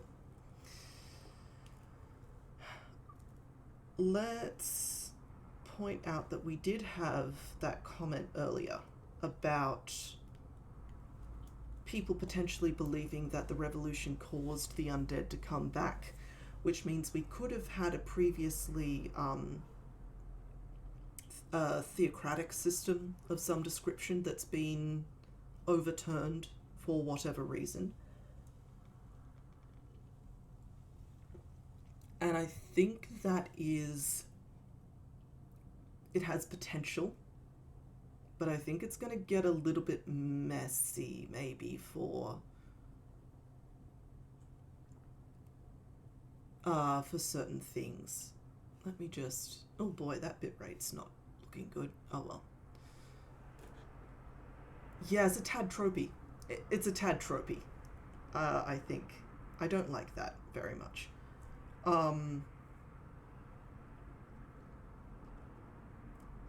So, for posterity's sake, and for when this goes up on the Vod, and because this whole thing is very much dedicated to me sort of making explicit my mental processes, you don't know how much the landed gentry are doing to prevent evil. Yes. Yeah. Oh, yes, 100%. When I say that people are going to believe that the revolution caused the dead to come back, I didn't say that the story would believe that. That's probably a rumor that's getting spread. I think the story is very much, no, these two things are totally unrelated. And yeah. But yeah, I also think I don't want the theocracy, because that'll lean too hard into that, right? That'll make that too easy for the audience to believe that as well, I think, is the other thing that's coming into my head.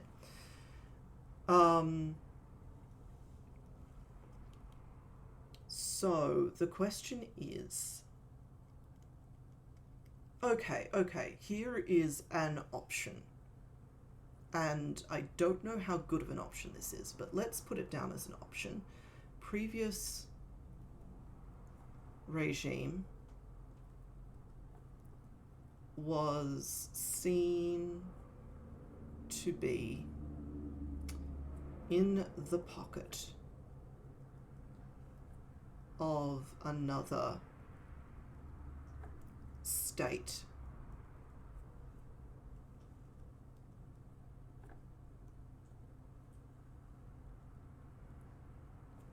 Larger or powerful, or peer. And what I'm kind of getting at here is that that sort of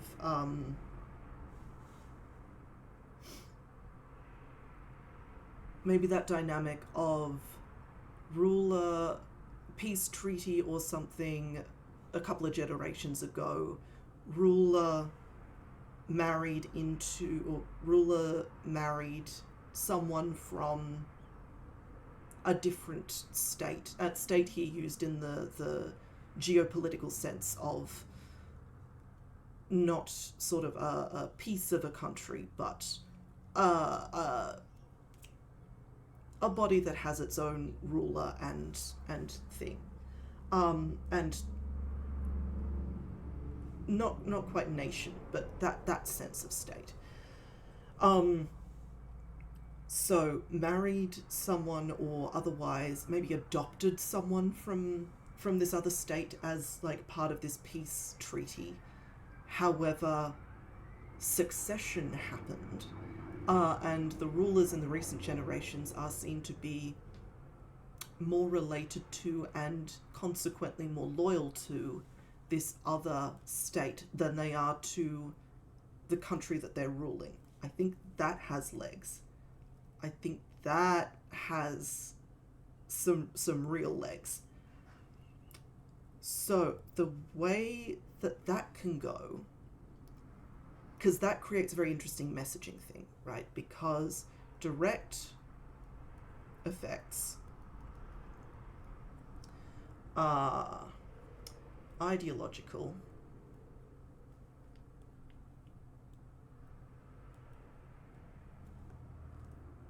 excuse you, and they most affect ruling classes, because this is going to affect the people that have enough money to be attempting to lobby in whatever political system they have, right? This is going to be affecting people who want to gain power within the system, but perceive that they are coming up against some barrier that is more about birthplace or heritage than about where they should be in this old system, which means revolution needs to sell a benefit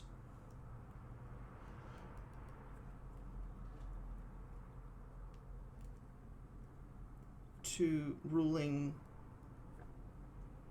classes to the populace in order to gain enough traction. Because the populace doesn't really care, right? It's not, unless it's affecting, personally think Brez the Fomori will make a good king for the children of the Danube. Yes, exactly. But yeah, you've got this kind of thing of this is something that it's an aristocratic coup, but in order to organize that aristocratic coup, and someone in the aristocratic coup has had the bright idea that we need to get, and here's the thing that is, this is again where my brain is kind of going. I don't know if this is exactly what's going to happen, but it is kind of the touchstones I'm getting. So someone in the aristocracy said, let's recruit the Bohemians.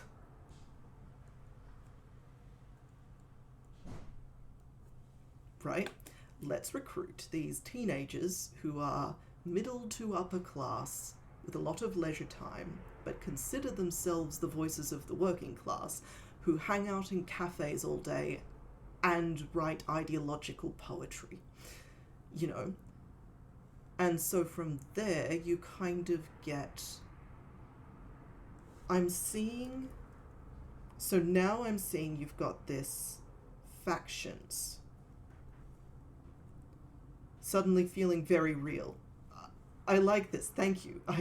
I'm glad, honestly. I'm thinking this is getting to a point where this is starting to have the texture and weight that it needs, right? So you've got the aristocrats.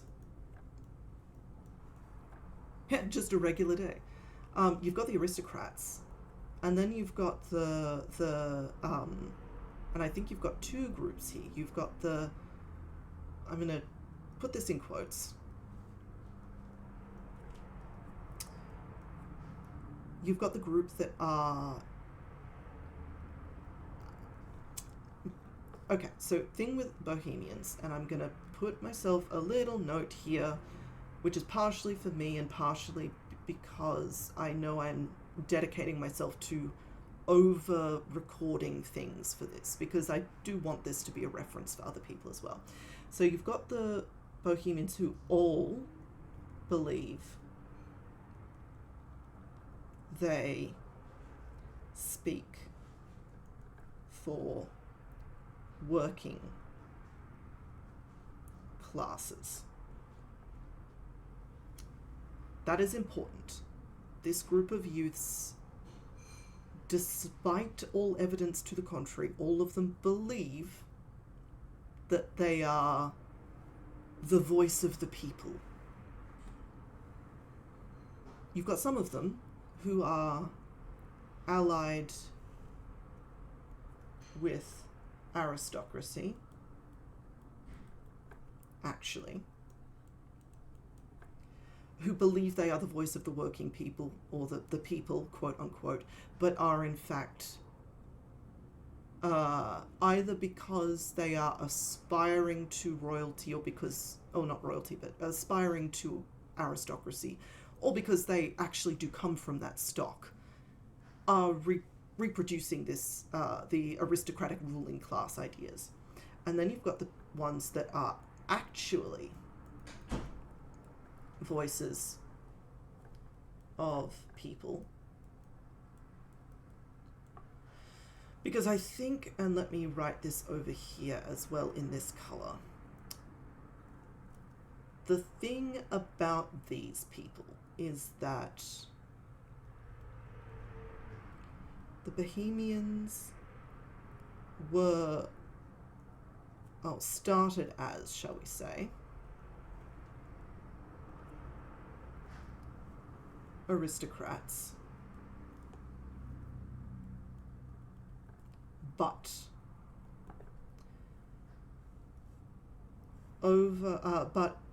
deliberately opened to or invited working class participants to uphold egalitarian image. Oh no, the PSYOP has gone feral. We never thought the radical crusaders we funded would be radical at us. Yes, 100%.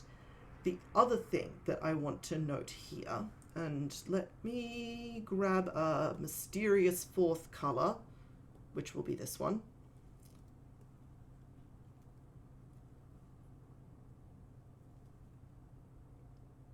Now, I think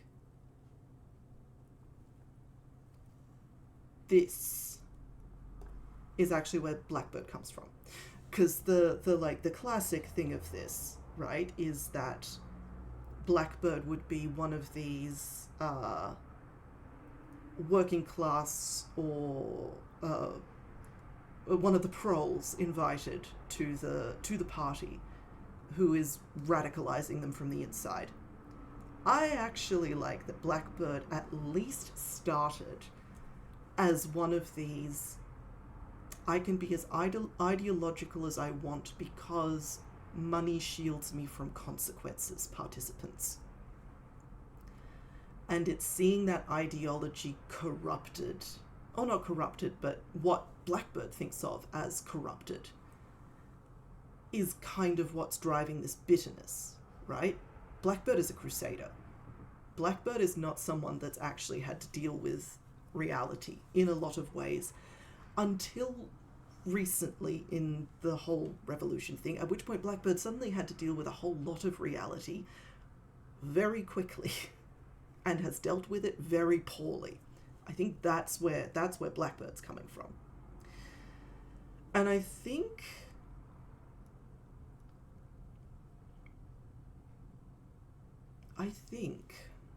what am I thinking? Because there's two ways I can now go with Ransom King, right?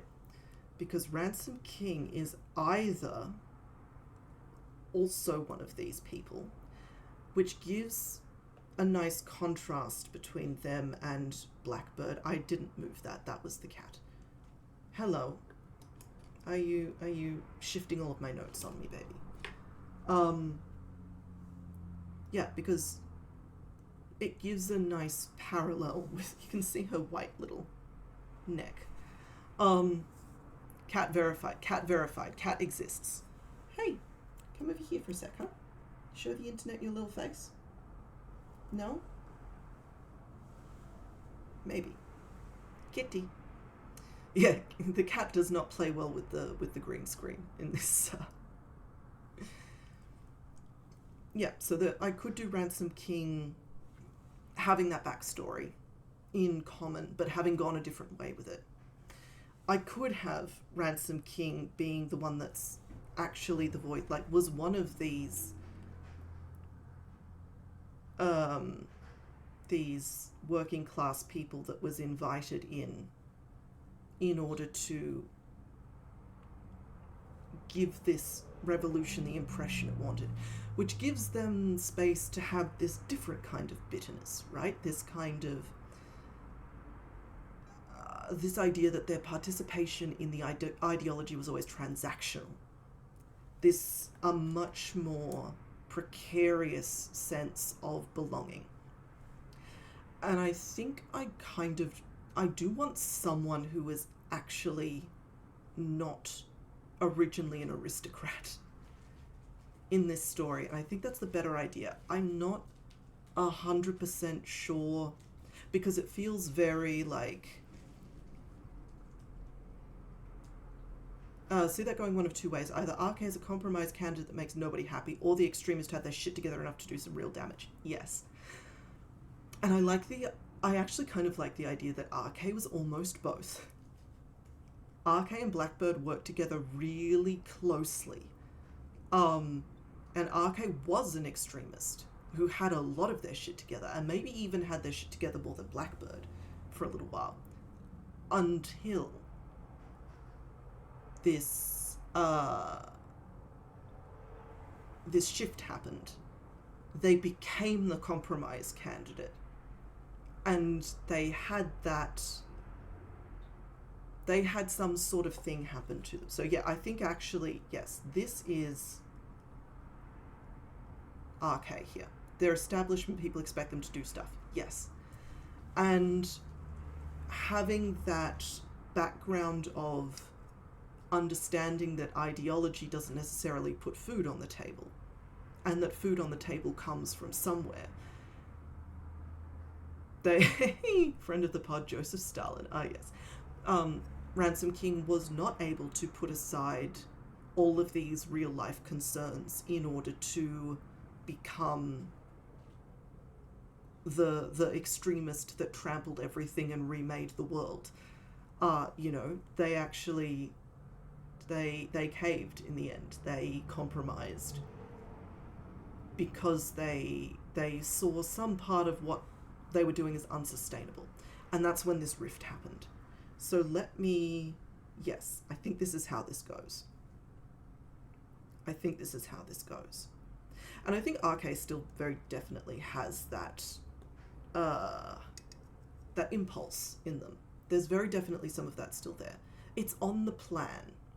But doing the plan involves getting through the next 6 months first, And I think Blackbird very much sees that as a slippery slope. So,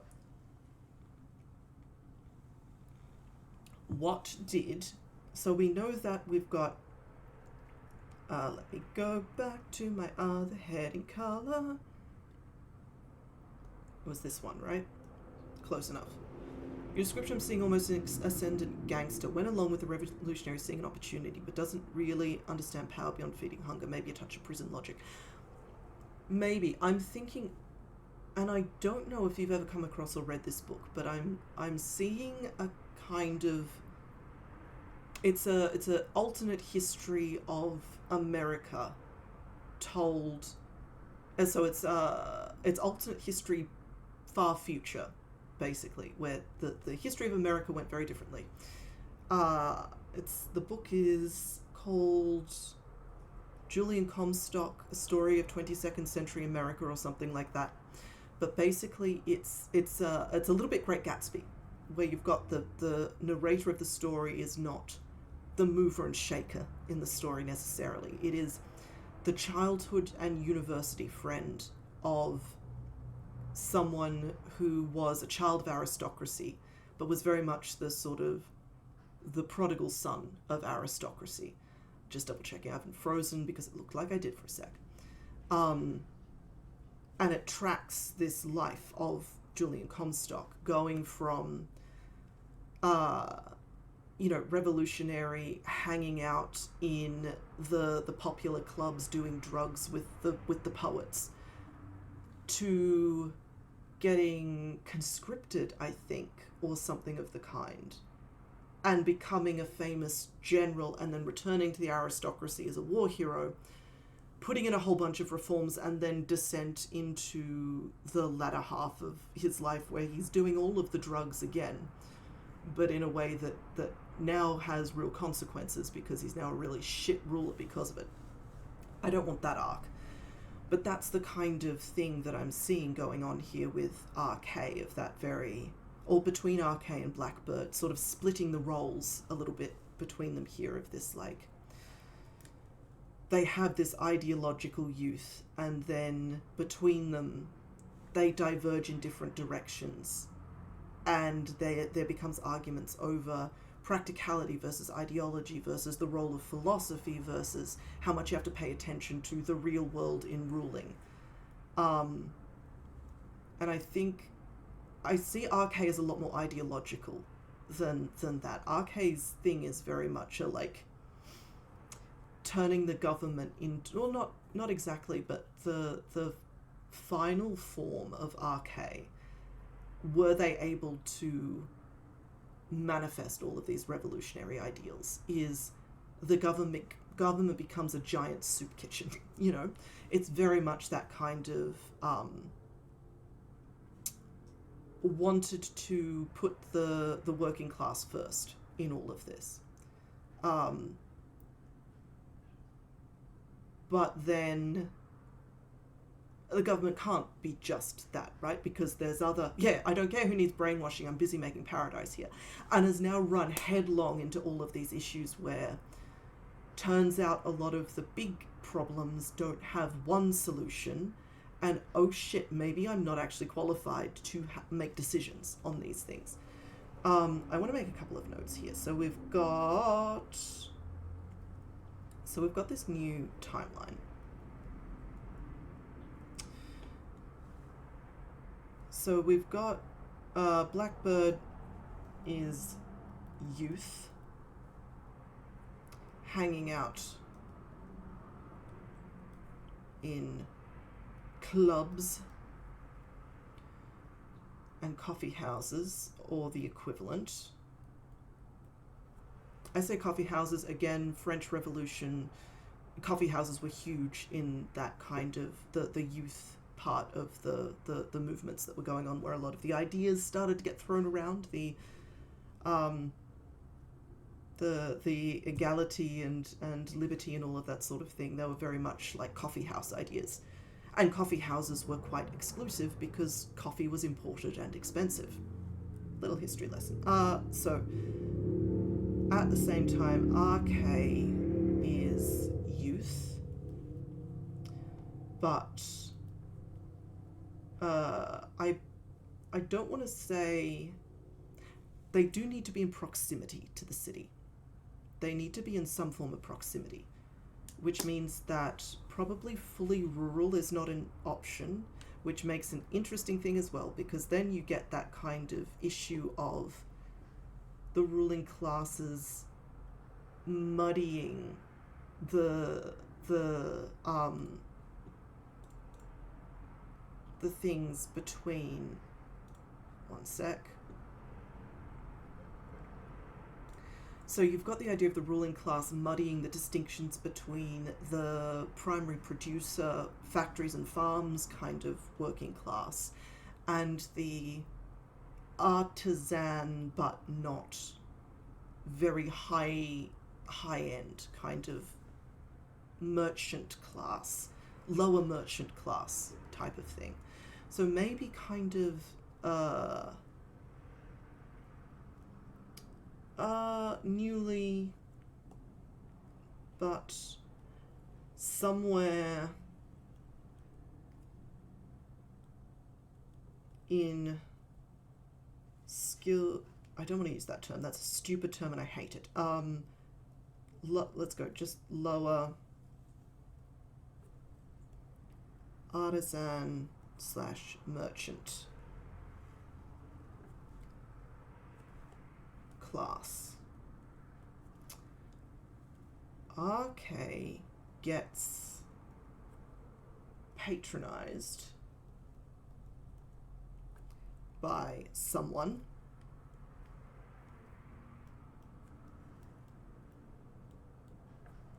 not the Blackbird. RK gets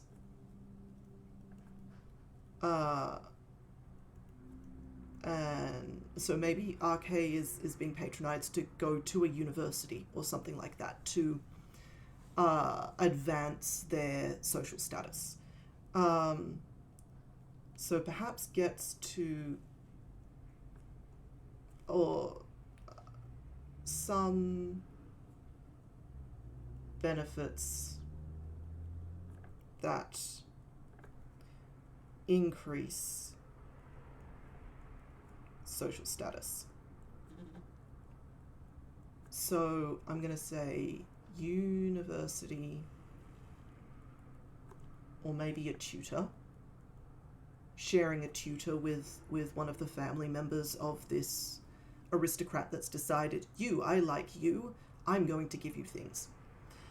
University or tutor, and importantly, invites to clubs.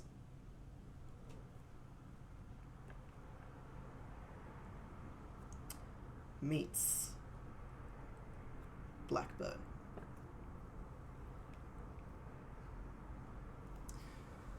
And then we have that whole thing happen. So then we've got revolution ferments. RK and Blackbird enthusiastically join.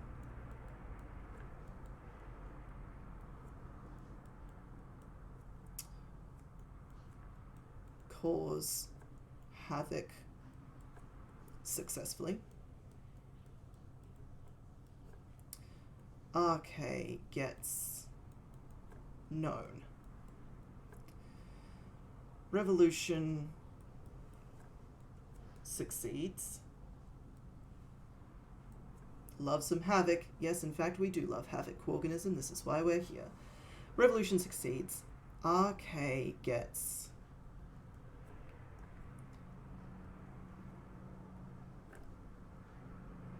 becomes the compromise candidate.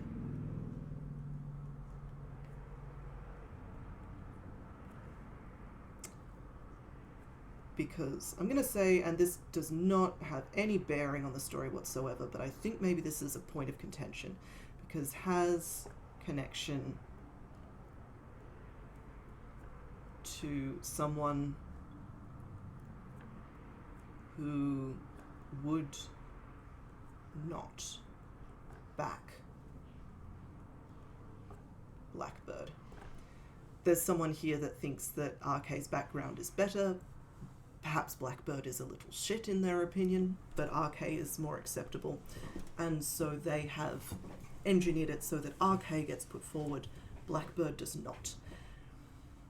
Blackbird and RK assume friendship and comradeship will continue, but RK gets practical. Blackbird feels betrayed and leaves. Okay, so let us do this again. Oh boy, I wrote a lot of things. Let's just cordon off a section here. Actually, you know what? Let's cordon off that section there.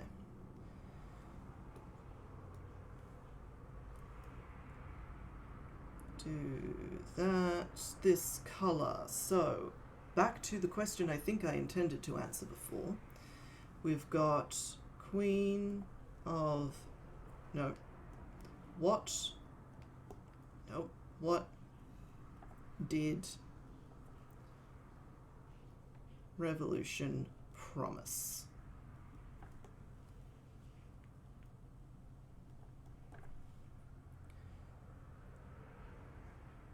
Very important question that is going to be very difficult to answer. Okay, so to aristocracy, it promised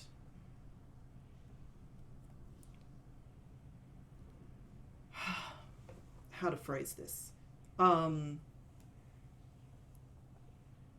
Prioritizing local interests.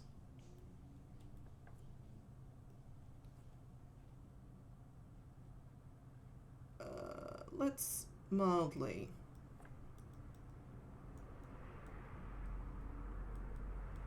just note that yes, there is some mild to moderate xenophobia going on here. This is not a the whole people who came to our country are ruining our country thing is front and center for these people. But again, that doesn't matter. And actually, to a lot of this sort of oops, I've bumped this in a way that I didn't intend to. For a lot of this sort of middle class, especially the merchant class, this combining of countries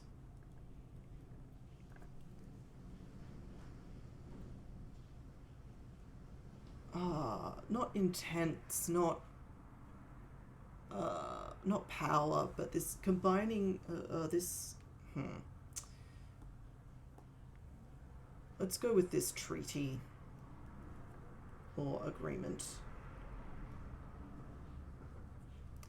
is good for merchants and artisans because more customers.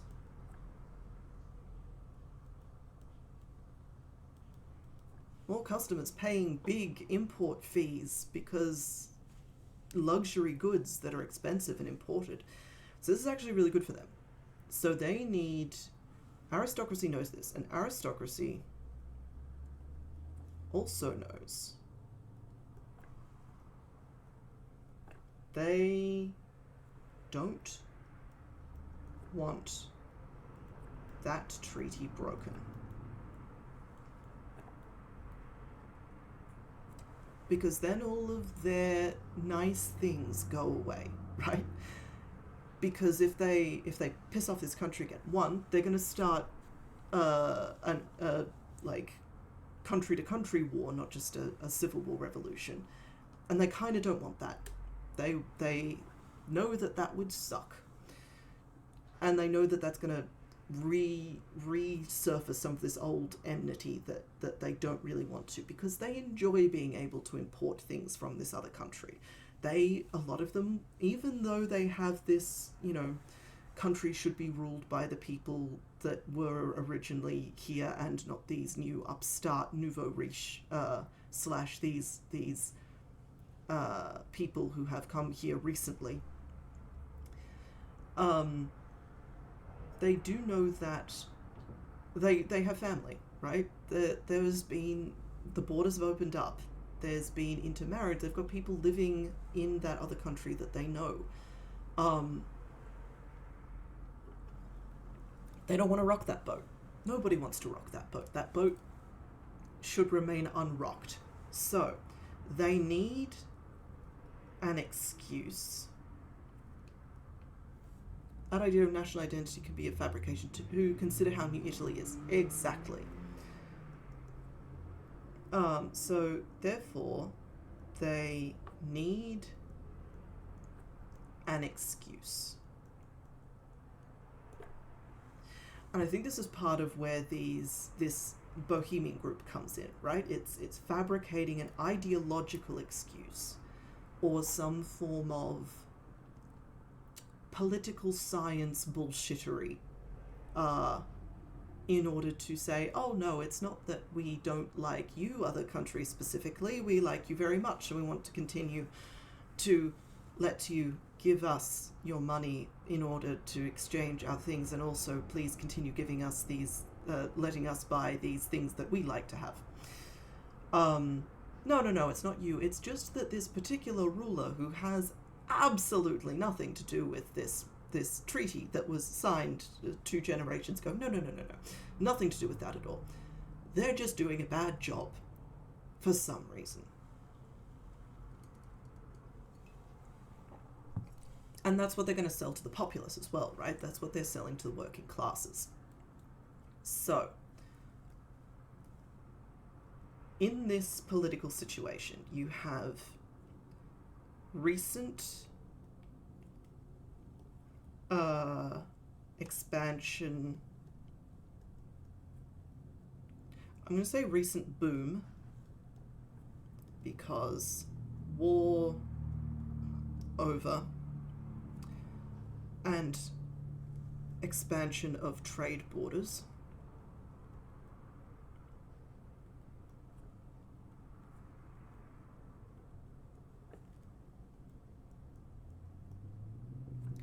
Which, under these kinds of systems, does imply an upwardly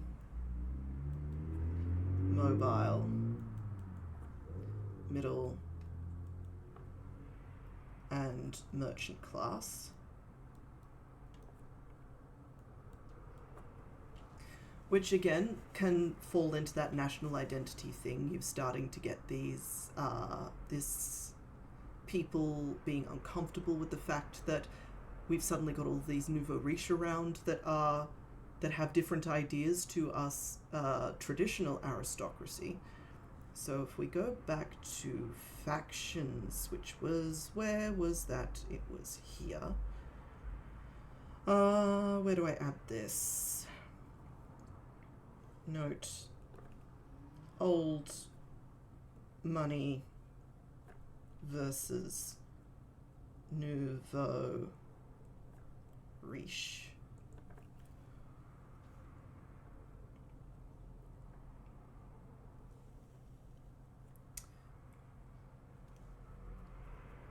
Which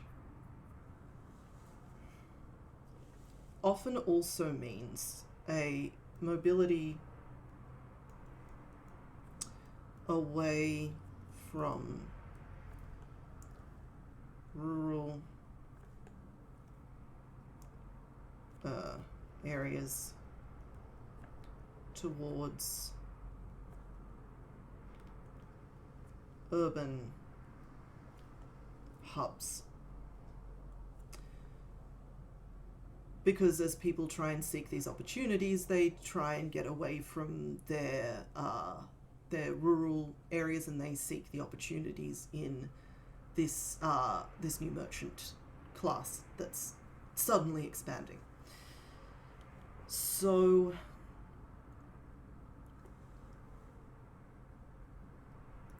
this often means that you end up with rural areas being economically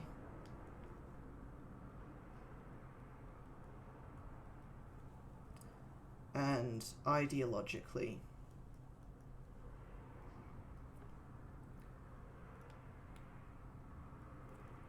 left behind. Forgotten, if we want to bring this back into our major themes for the piece. So there's gonna be causes anxiety in this population.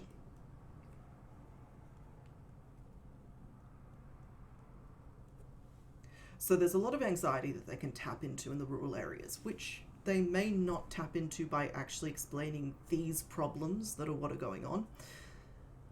But you can redirect that towards a whole bunch of things. So I think this is what they're tapping into in order to get this populist movement behind them. Hi, welcome Itanshi. Shark emoji, yay. Come join us. Are you working on something at the moment, or are you come here for the chat and to see what's going on?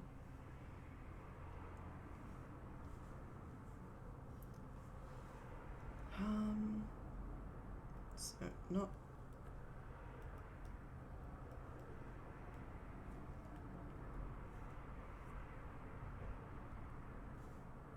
Curious about this. Yeah, so basically, where I'm working on a story, I'm doing a little series at the moment where I work on a novella, 20 to 30,000 words from start to finish. And I have a YouTube series where I've started by generating an idea and I've started to build it out. Right now we're working on trying to get this, trying to get all of the background details and context of the story, all of the world building to make sense, so that I can start doing the outline in the next video.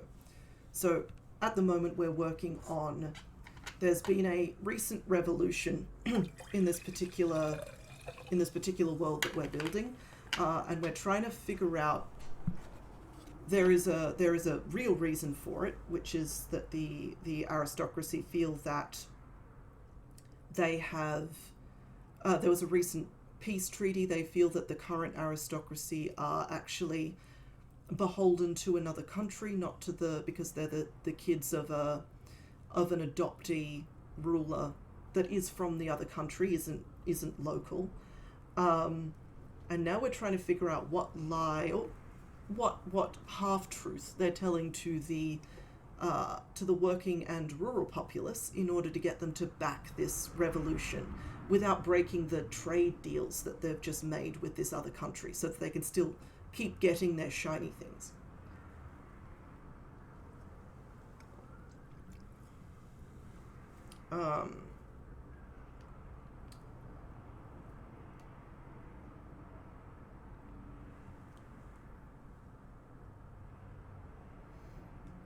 So just kind of brainstorming here. People might generally want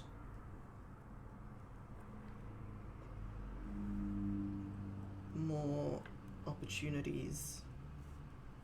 Yep, jobs and immigration. That's what it all comes back to in the end, doesn't it? Pretty universal.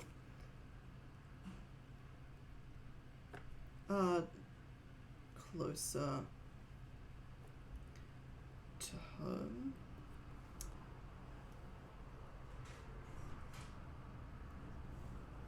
Revenge is quite popular too, yes. People want to see themselves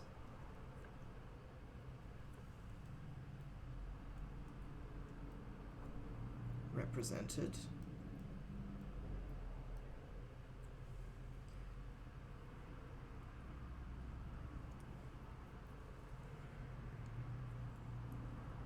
And people always, always, always want things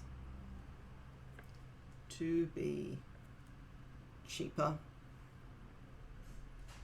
and easier to access. So, there's definitely a party line somewhere in here, because I think it's kind of impossible not to have one of these. There's a party line, maybe something in the vein of Kino's journey, even every 100 years there's a revolution, it's tradition. Yeah, so we've kind of got we were having a talk of the forever revolution idea, right? One of this French Revolution just repeatedly happening, October Revolution, rolling series of counter-revolutions going on. We're now up to number 2, I think. And by the end of the story, we may have had number 3. It depends on how we go. But there's a party line about reducing taxes, of course. There's always a party line about all of these things which will result in lower taxes. And all of that sort of thing. But actually, why don't we lean into this, given what we know about Arcade, and how practical he is. Arcade, for Itachi's benefit, being the current, the person who has been put in power after this revolution, who is kind of a compromise candidate that nobody really likes, but everyone is going to put up with at least for a little while. And I think we can get at least one faction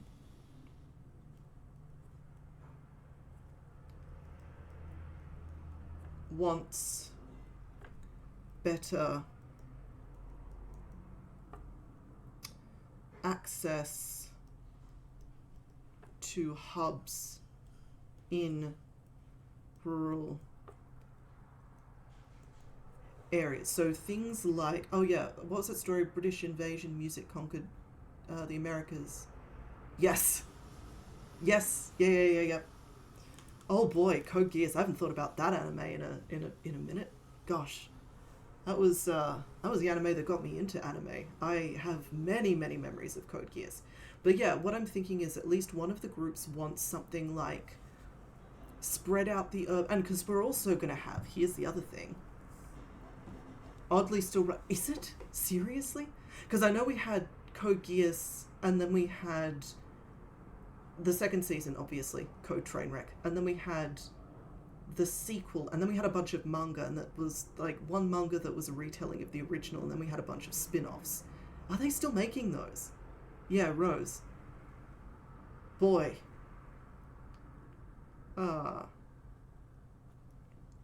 So, things like... So, the other thing is, also, urbanism gets gross.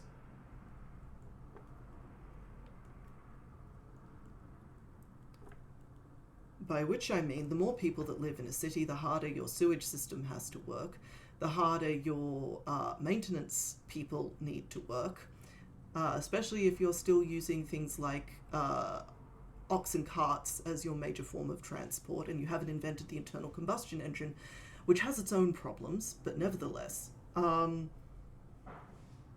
But you get very, and also like drainage systems, all of this sort of thing that comes with urban living. So I reckon there is a push to spread out the urban sprawl. Spread out, yeah, sure. And create more hub towns in important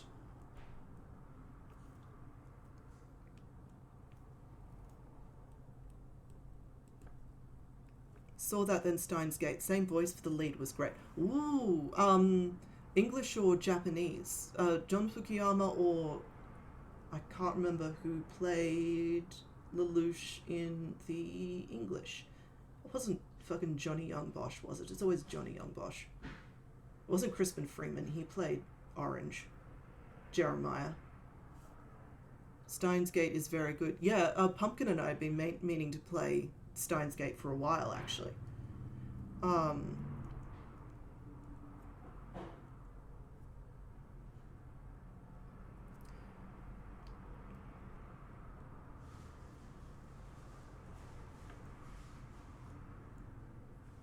So this feels like a very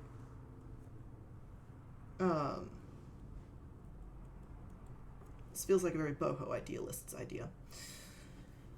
This feels very much like something that the no reality, only ideology crowd comes up with, that the other crowd goes, yes, wonderful idea, how?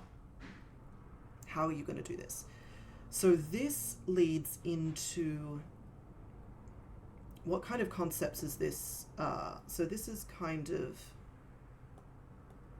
Let me bring us back to this color for a sec.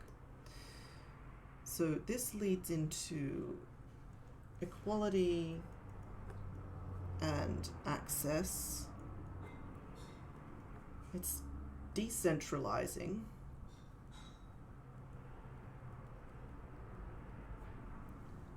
Going from demigod to get demigod cosplay, yep. What other kind of, someone who knows more about the actual political science terminology than me, what kind of philosophical theories is this playing into that we can have the very expansionist militaristic? Kind of, probably. The idea is less, it's not spread the borders of the country, it's create more city-like places in rural areas. It's decentralization. It's spreading out from one big capital city hub or several large major city hubs to several large major city hubs, some minor hubs. It's making more nodes in the graph within the same country, which may necessitate expansion or military in a way that I've not yet considered. Yeah, water, very important. So there could be some efforts to change. Let me make a note here. Change trade methods. Maybe going on what you're saying about water, overland is hard and slow. River trade is still slow, but may allow for building more midpoint trade towns. I'm going to say also there's probably a faction, and I'm going to say faction, probably the aristocracy or aligned, that is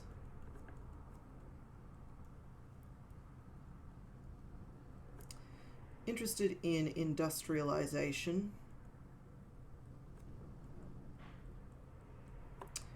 for jobs and trade competitiveness or competition with other states. There's talks in Iberia about canals that have changed the population considerably. Yeah.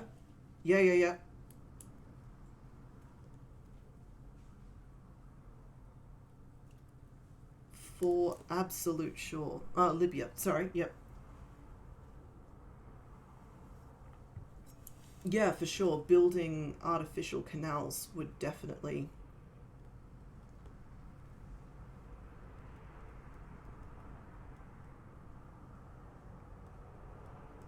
Hard to do that on a really large scale on the kind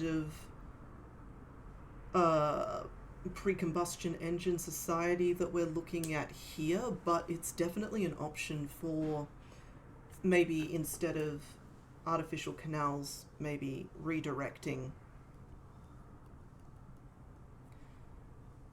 rivers for more advantageous routes.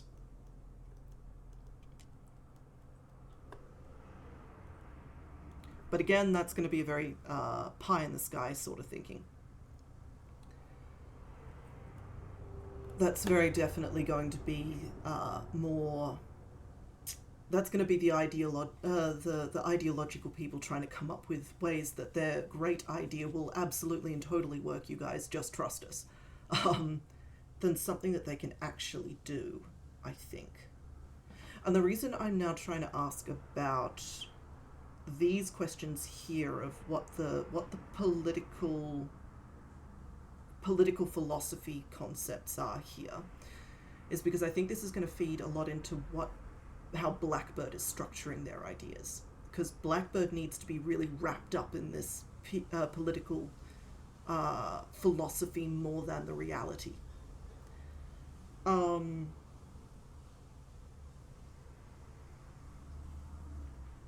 let me do a quick Google of that, actually. Let me see if I can't get some...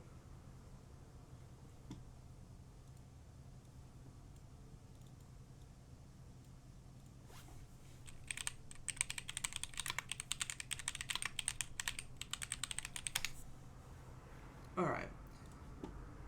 Let's just see if we can find some terminology that I can then jog my memory on. Nation, state, religion, and state.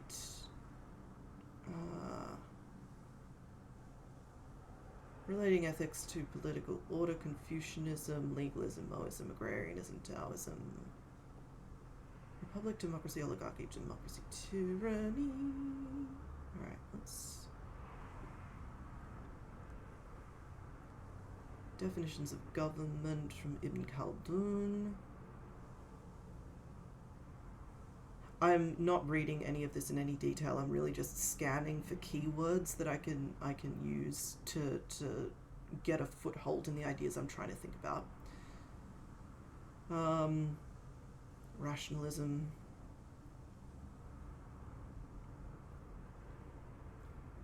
Civil principality. Thomas Hobbes. Science of morality.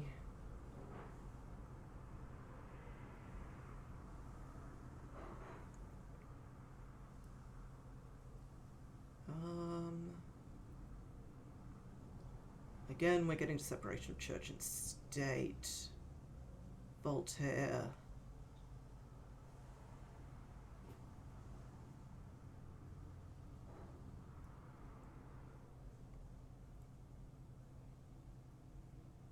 Okay.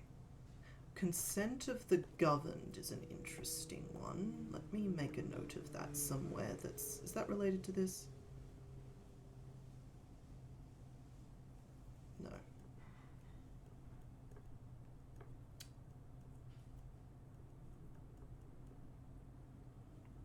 I think both RK and Blackbird are kind of interested in that, but I don't think that's a huge thing.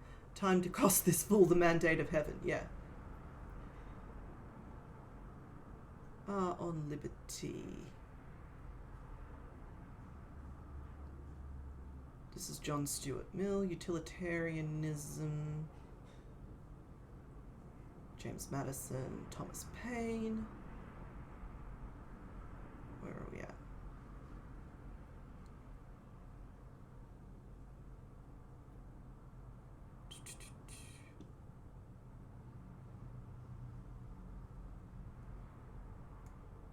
Okay, so there's...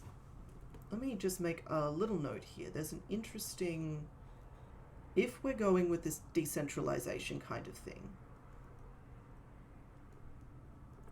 it's an interesting tension between decentralization economically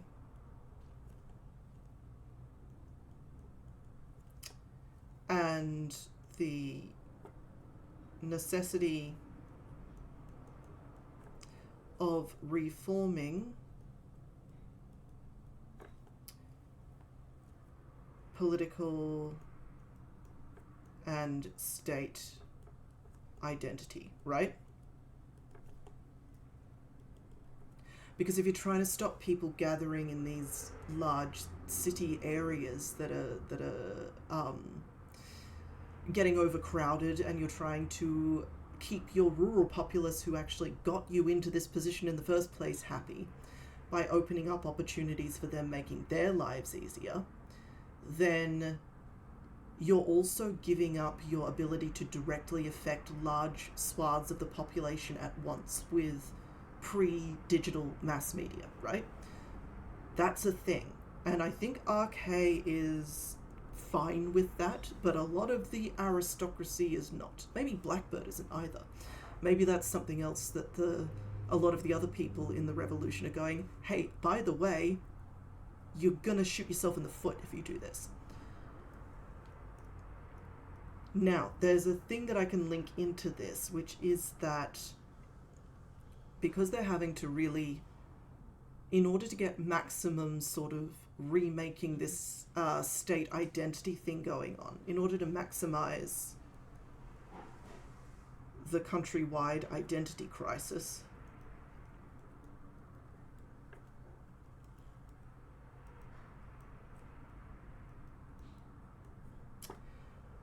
there definitely has to be a major change in the way that politics are structured, and in the way that, maybe even in the way that people in their daily lives are expected to go about and conduct their business. So these could be things like, and I'm just throwing out ideas here, and we're going to go for the low-hanging fruit first. So obvious is monarchy becomes literally anything else. So communism, democracy, theocracy, oligarchy, anything that's not divine right of rule, divine right of kings, mandate of heaven type stuff. You've got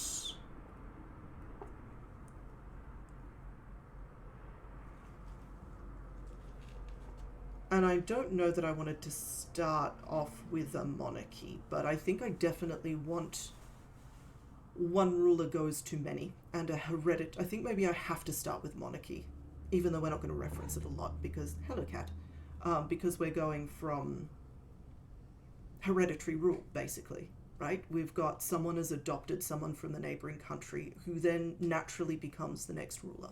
So we've got a hereditary rule, and I think that is either going to have to be monarchy, or it's because that is part of the definition of monarchy, or it's going to have to be monarchy because I don't want to spend time explaining anything else. I don't have enough words in the story. If I were writing a whole novel, maybe I would think of something else. But for this, I think we could just slap the monarchy sticker on it and go about our day. This is not important to us right now. I would like you to not unplug my microphone while I'm trying to talk, please, cat. So we can also then say, because I think we've definitely got monarchy becomes something with single head but collective decision making.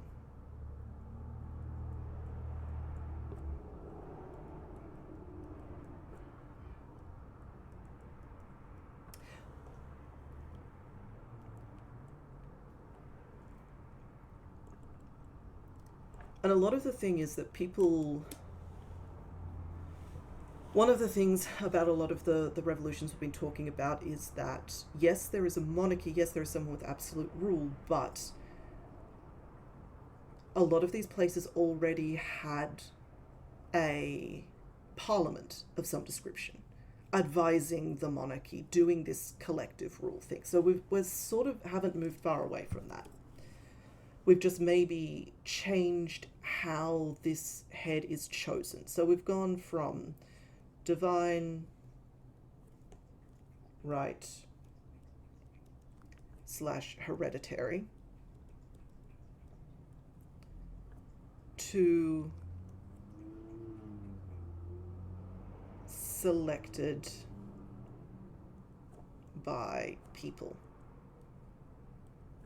Or alternatively, we've gone from single ruler with right to choose successor unilaterally to single ruler chosen by something, whether that's committee, by vote, popular vote, whatever it happens to be. All right, I'm going to throw up my pause screen for a second because I need to go. I've been going at this for about 3 hours now. I want to take a quick break. I want to refill water bottle. I want to just get up and have a stretch. Make sure that my voice is not getting too tired.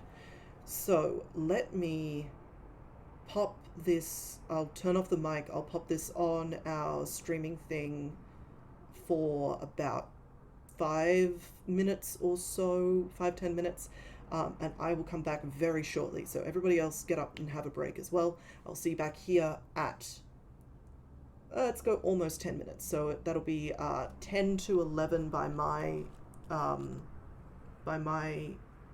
clock, and it should be in about 8 minutes. So at the next round number of minutes by yours. See you then.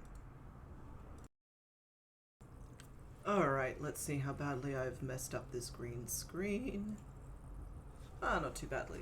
Let's just give that a little nudge in the correct direction. Alright. Hello, we are back. I've had a rest, I've had a stretch. Okay, so while I was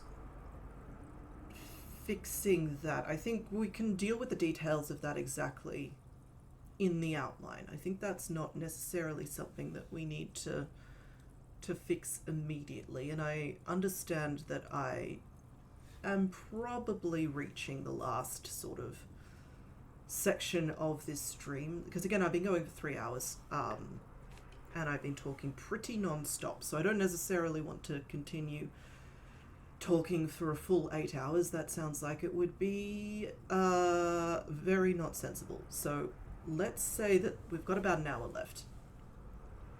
Maybe an hour and a half if we get really stuck into something. So we could deal with that in the outline if that becomes necessary. The question that I asked myself was, what is the difference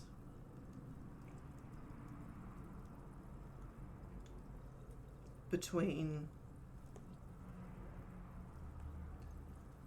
Blackbird and RK then?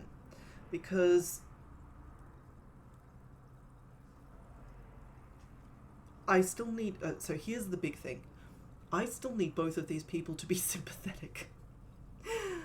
So it's not that they disagree on something that would make one of them necessarily like the villain. There's not a villain here. But I do need them to disagree, and quite badly. So all of these things that we were talking about before, all these ideas, are huge public works projects, right?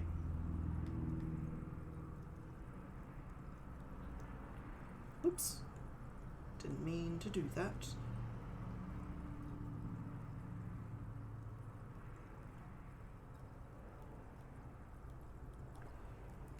That should be a full stop, right? All of these things, they are going to cost an incredible amount of time and money and effort, and they're going to require upskilling a bunch of people probably, especially if we're changing the way that trade happens so that it's following different routes, and all of this sort of thing. Hello, please don't do that. So, we've got this whole bunch of things that require a lot of little steps. Sorry, I'm leaning out of screen in order to give the cat a scritch on his little head. So we've got all of these things. We're now reaching the point of the day where the sun is very bright and we're getting these on me. Okay, that's fine. Hey, buddy. Hello. You are going to sit upon my keyboard and be a nuisance. I know this.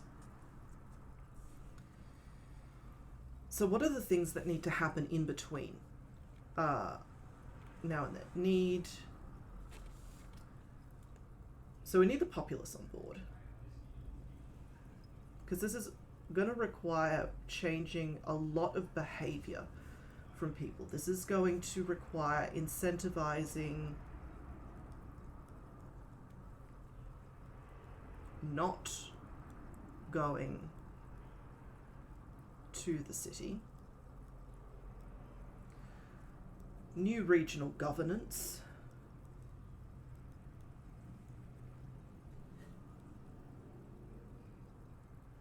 and I think we can gloss over a lot of these details as well, right? Because this is all stuff that is happening in the background of the plot.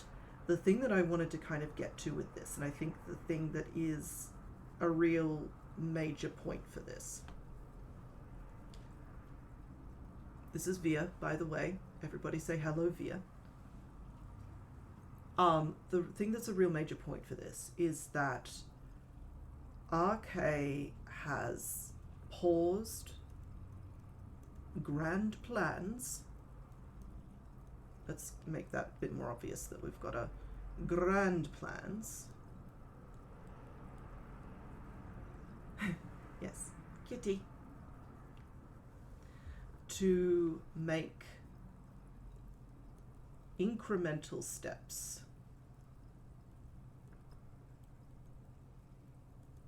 to executing midterm plans. Hello, please no. So what I mean by this, Via has opinions and they are pet me human. Yes, they are. Oh yes, he likes scritchies. Oh yes, the scritchies are good.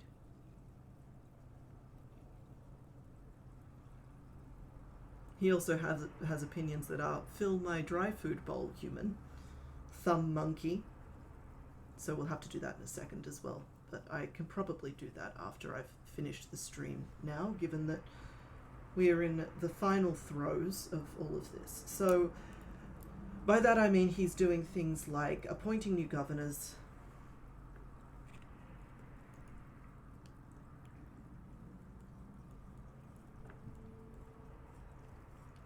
why can't I write? Why can't I write new governors? Maybe in a new structure.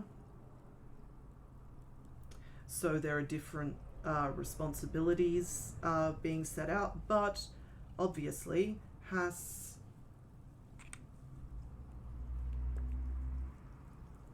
to keep power.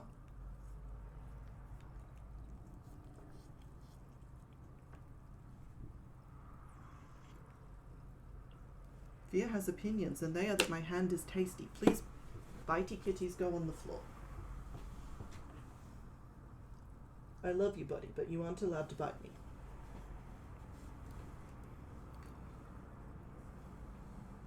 Has to keep power, which means compromise. Let me move that up there, that's more comfortable. Probably has, or let's say is unable to mitigate corruption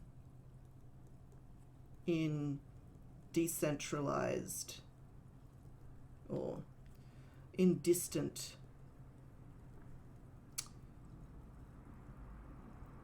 what are we going to call these, provinces?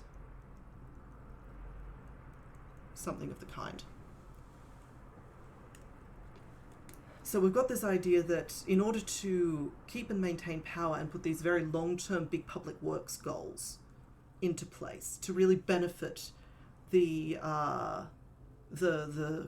common people, and these ideas that he probably, even Blackbird probably helped come up with. They've been bouncing these ideas around for a while. They are both fully in on these final goals, but in order to get there, there's been a lot of stopgap measures put in, and because they went for the restructure before fully working out, and maybe RK didn't fully conceptualize, and the others probably, this is something that I wouldn't necessarily blame anyone for not realizing how much of a problem this was going to be before putting all of this into place, because holy shit, politics is like the butterfly effect a lot of the time. So RK and others tried to decentralize and restructure before working out how to ensure regional areas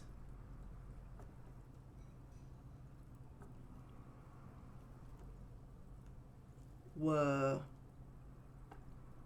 loyal to end goal. And also, of course, you've got the little problem of, and also, factions.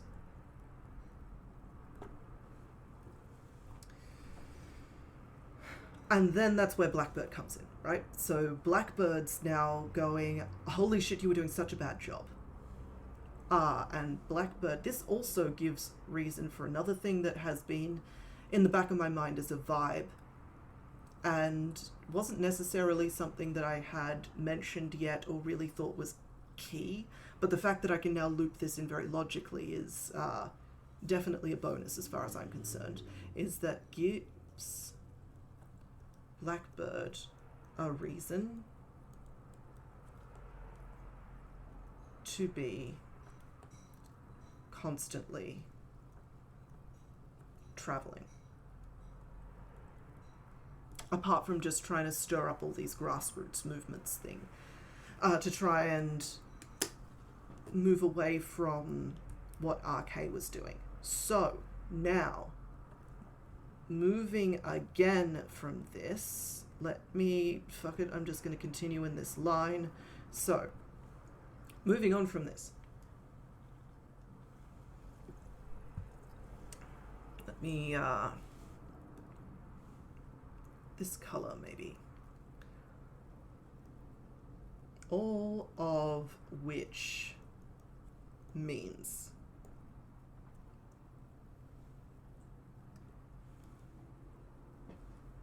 Blackbird goes, and now we start to bring this back to the question that we asked right at the start of this, which is, what's the Queen of the Undead doing in this situation? So Blackbird goes back to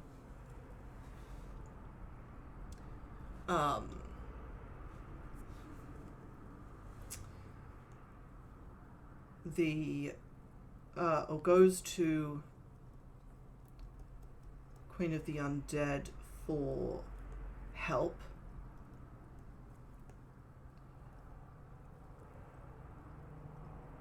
Partially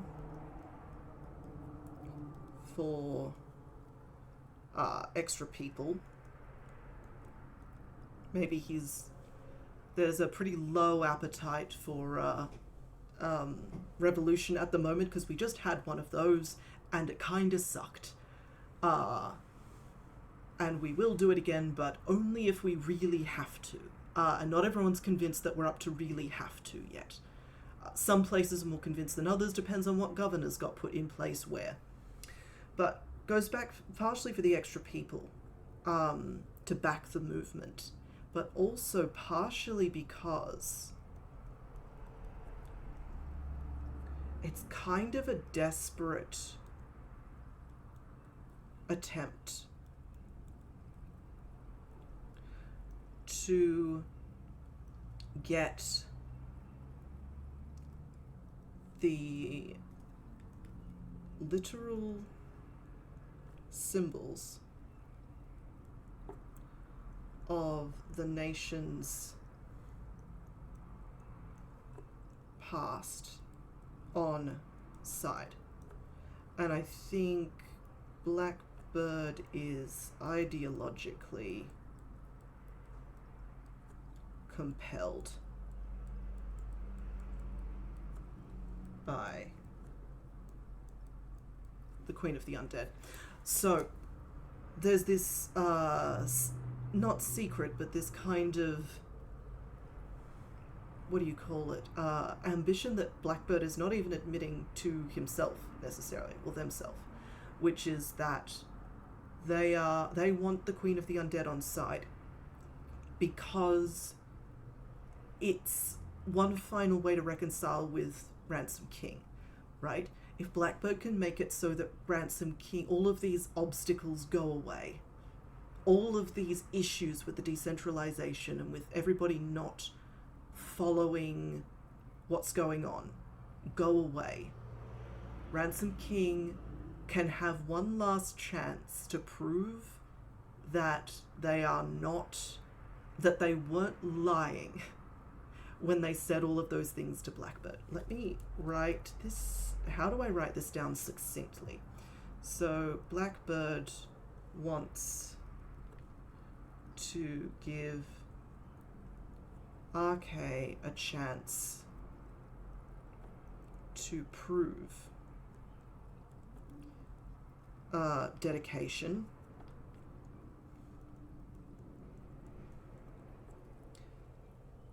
to their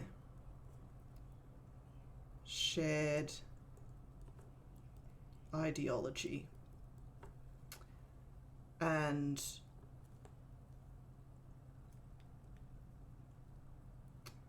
I'm gonna do that and reconcile.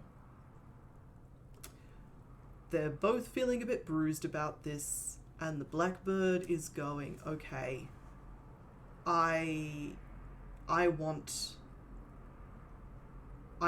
what RK says our end goal still is.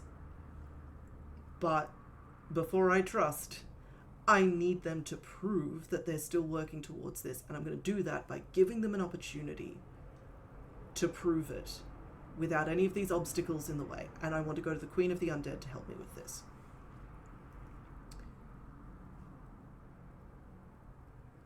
Queen of the Undead is, of course, not particularly interested in getting involved in this. And again, there's a bit of an ideological compulsion here, because we've decided that the undead are purely a kind of existential thing that's going on in the background, which means that it's very how do I say this? It's an existential thing going on. They're an existential symbol. And the Blackbird is kind of also looking for this validation that their physical political problems could have always been solved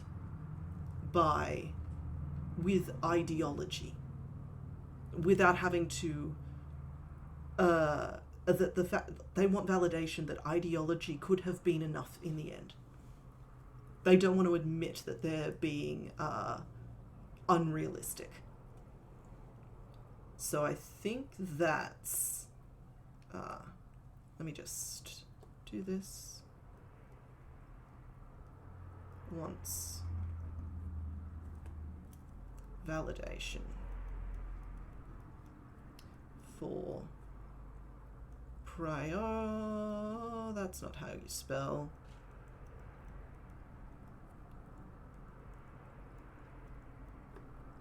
G over reality, or let's move this back.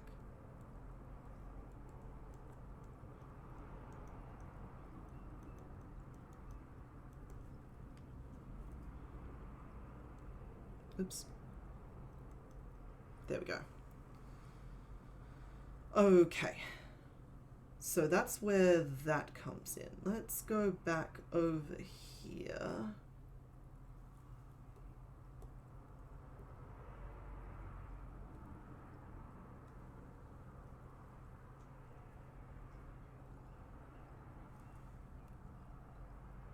And let's make one more little note thing. So I'm not actually going to, actually, let's do a very, whoops, let's not do that.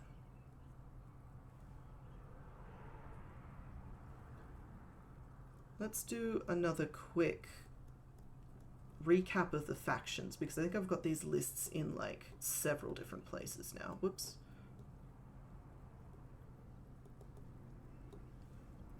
So factions, we've got boho, aristocracy, boho, workers,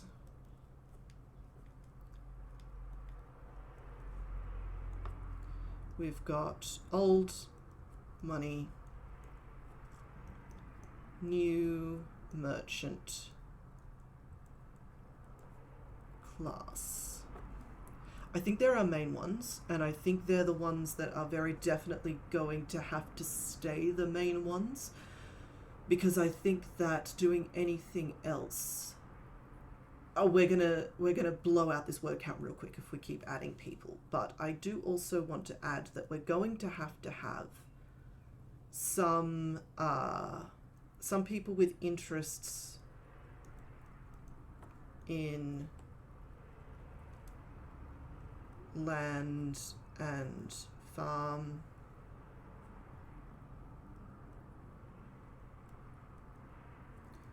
ownership, interests in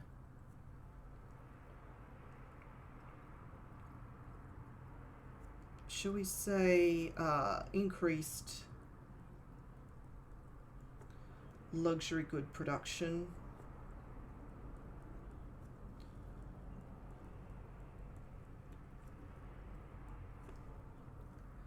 interests in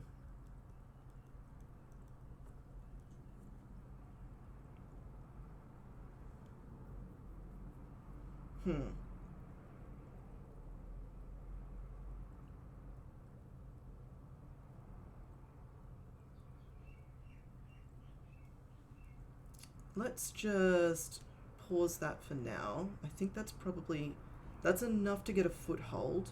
And I want to make one more note here that party line to regional,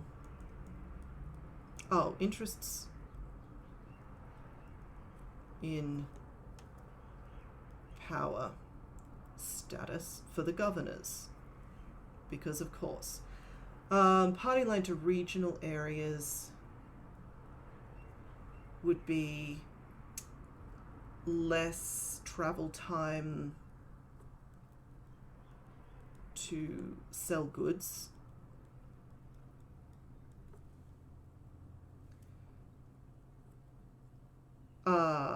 Potentially greater portion of sales to local area, because if you're selling your goods at a halfway trade hub and then those people are selling it on where they want to go, you have fewer costs in travel to get there. You can make your prices a bit cheaper so you can sell more of the thing, but also those profits stay in that regional hub. They go to you, and all of the commissions and things, the trade taxes stay in the local hub, which affects your local area and makes things better for you. That will be super important.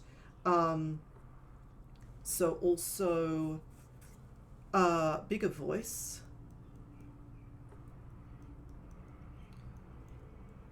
for the regional areas, because the governors in the regional areas get to speak to the ruling class in the capital, and if the governors have interest in the local trading hubs, then they will speak for the local trading hubs. This is the assumption anyway. And then you get this idea of people, that sort of trickle down politics effect, where you get people having more power in regional areas because more of the important things for the government happen in regional areas than they used to, and you end up with better services there, more recognition there, and also fewer of the aristocrats are forming their little clubs, ironically, in the capital and not letting any of the rural people in. So that's another thing.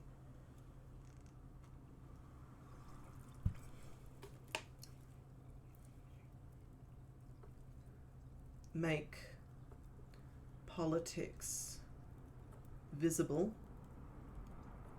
to locals, not siloed by location.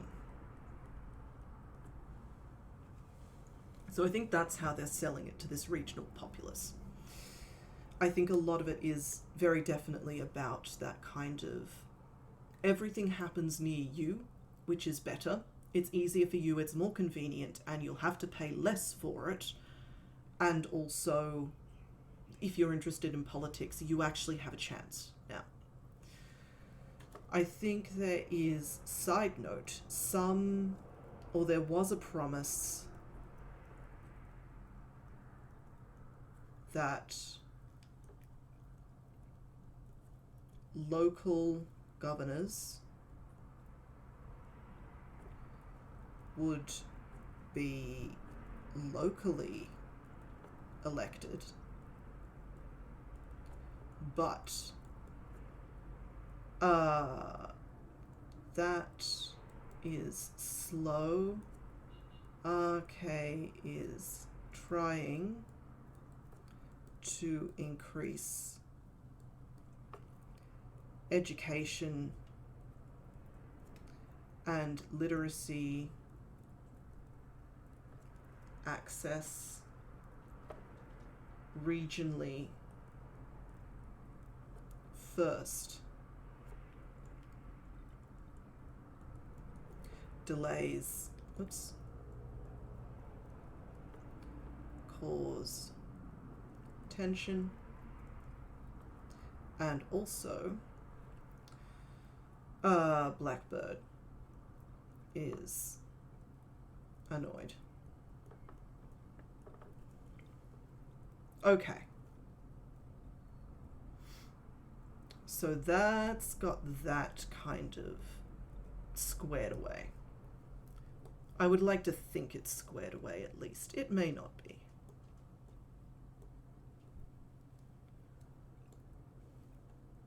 So, last question.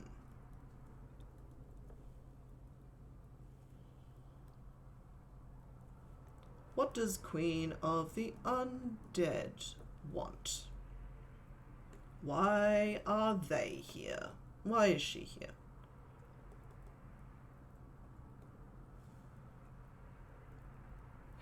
So,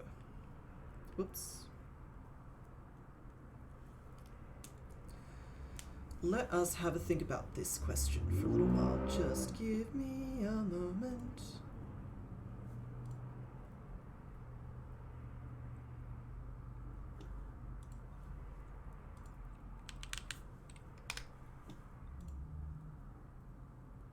Just making sure that I haven't missed anything important while these are here. Okay.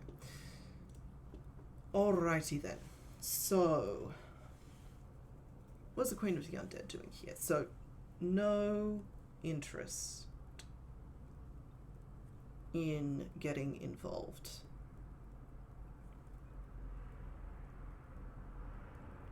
So we could go so this is the low-hanging fruit, which I don't think we're going to use.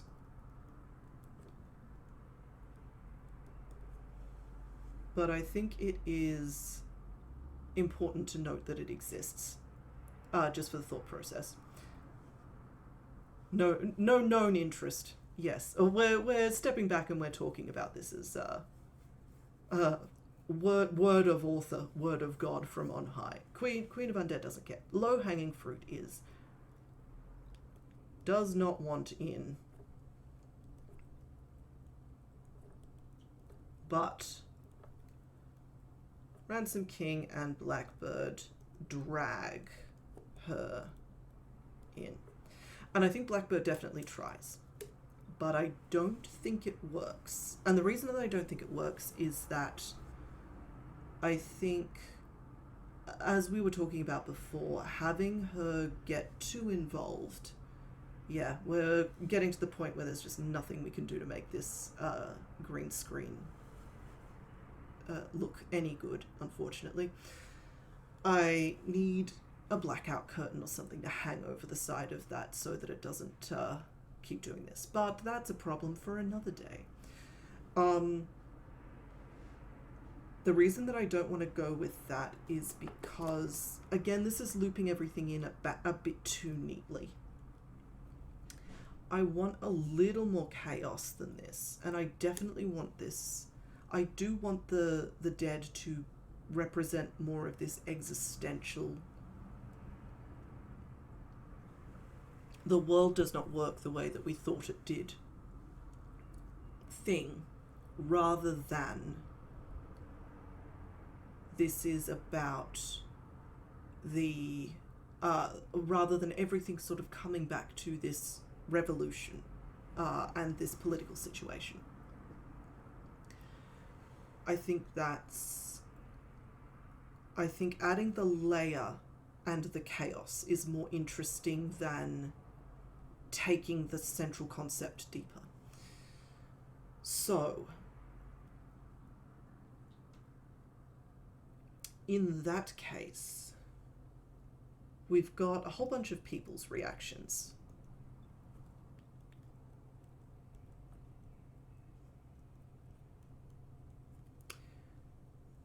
So we've definitely got this need to find dead family. Doesn't work, but people are going to try.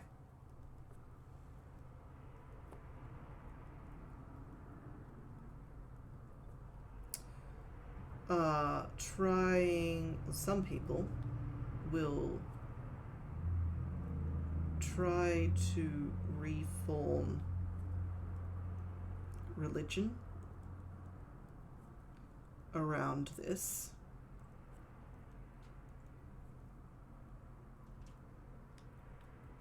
Varying success. Probably going to have people who want to make dead a political ally, trading partner,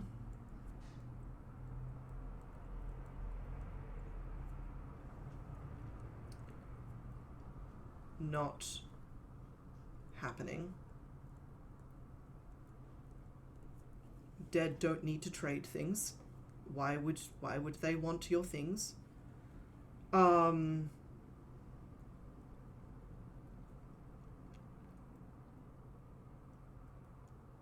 However, the problem I'm having here is that this conception of the dead as being separate to the actual revolution side of things.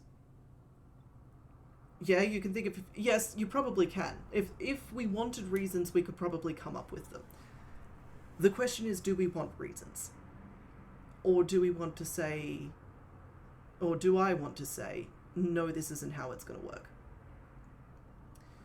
And I think I want to say, no, this isn't how it's going to work. And I think, again, I'm rejecting this idea that... One, I'm rejecting the idea that the dead have to be revolving around this revolution and making the revolution the center of everything. Because I think it's very important that in the story, the politics are belied by the presence of the undead. It proves that there is more and bigger things going on. But it's not a...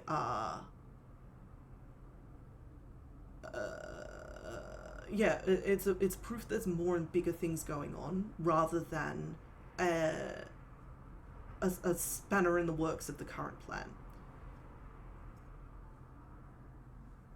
Yes, like how in A Song of Ice and Fire, the point is absolutely not the giant metal chair.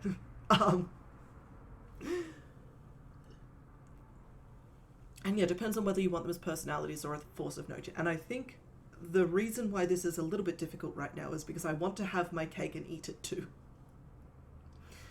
I want to have them as personalities, but not have them lose their force of nature status. I love the political part of the story, but even I know that. Yes. Oh, yes. So... Options dead have another goal.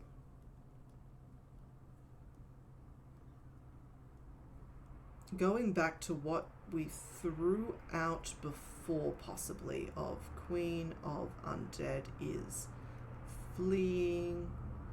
Well, not fleeing, but... or exiled from afterlife political unrest.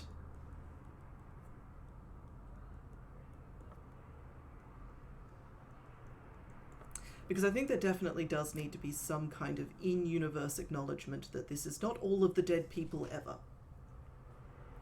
Which implies that the Queen of the Undead is one of many leader figures. Which implies there may be some sort of... dead people who have goals and wants. Ghosts who are reality glitches suggest a whole other suite of problems. Yes. And the thing is that where my brain is almost landing on this is something...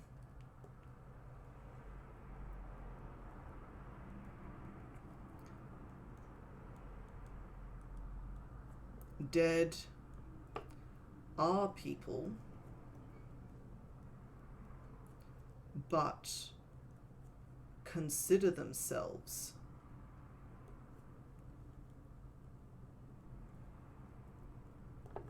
reality glitches.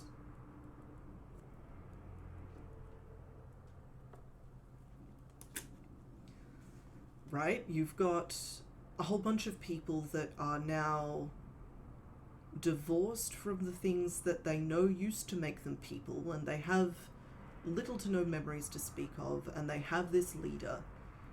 And I talked a little bit about, in the episode, about wanting the Queen of the Undead to be very centralized. Very consolidated power base, very unquestioned power base, at least in this environment. In the environment in which she has come to this, just seeing if I can angle myself in such a position that I'm not got great big patches on the side of my face. I don't think it's possible, at least not without sitting like this the whole time, and that's awkward. We're just going to have to put up with it. And I think the fact that this power base is very, very consolidated does have some parallels. I don't know whether I want to pull that out necessarily, but I think it's something that's definitely there in this whole system. I'm just trying to think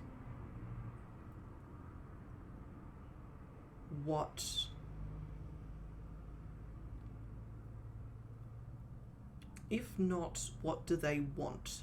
If we strip out want from it, what plot effect do they have? So there's kind of two questions that we could answer.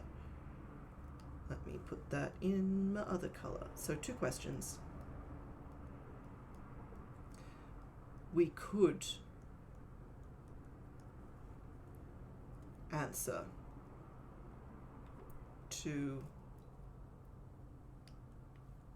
in order to approach this. One, what do the undead want?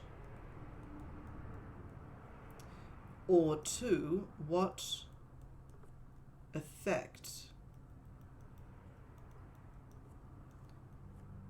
do the undead have on the plot?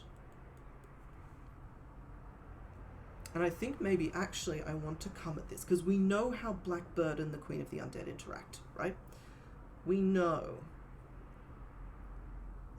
how Blackbird and Queen of Undead feel about each other. What does RK do about this? And I think this is where we start to get into that original concept of RK, of this ruler being public, or not publicly, but undermined in a way by the people around them, in a way that forces them to confront the reality of the people around them in a way that they've been trying to ignore. So RK is heading to a reckoning of some kind.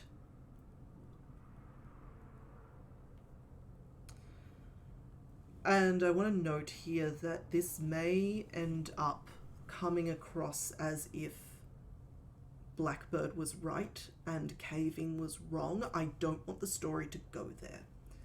I don't want it to come down that hard, one side or the other. However, RK is heading to a reckoning precipitated or catalyzed by Queen of Undead.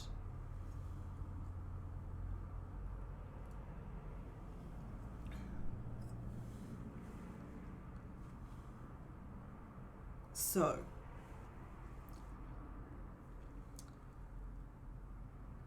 we know that the Queen of the Undead doesn't want a bar of this. I feel like there's a very powerful scene in here.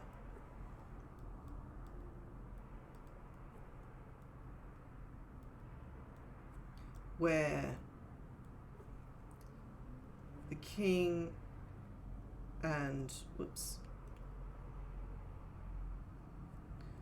Queen of Undead meet privately.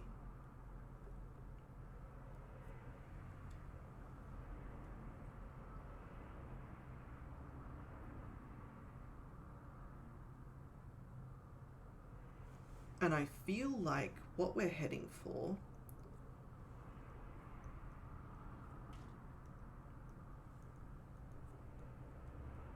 is a big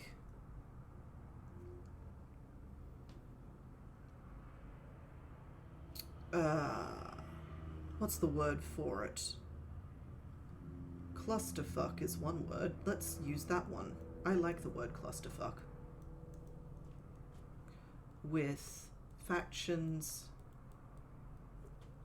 all convinced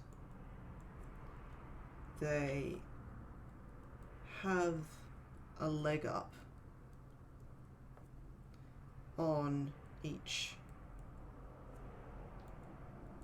other, but don't. And this is somehow related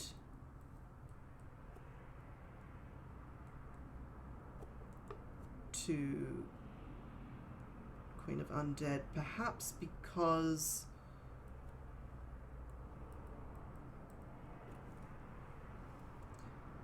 sudden influx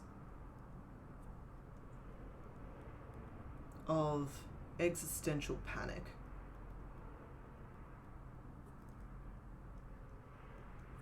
has spurred dramatic action from otherwise patient people.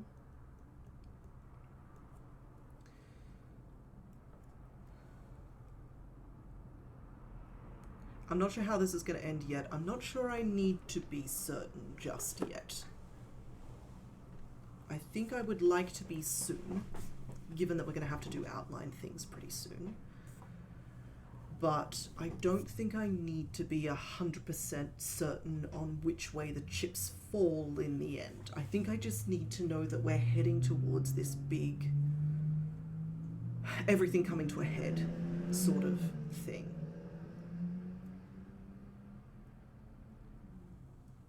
I think...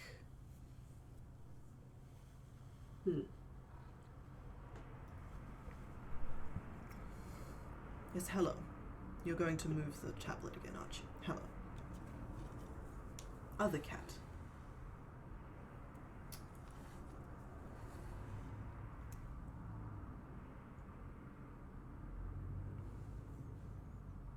Yes, we now have Delenn. Hello. We have Delenn's tail, specifically. Do you want to come over here and stick your face in the screen, baby cat?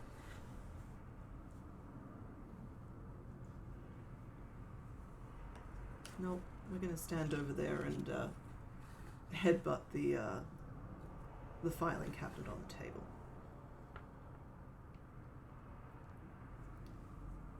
Problem here is...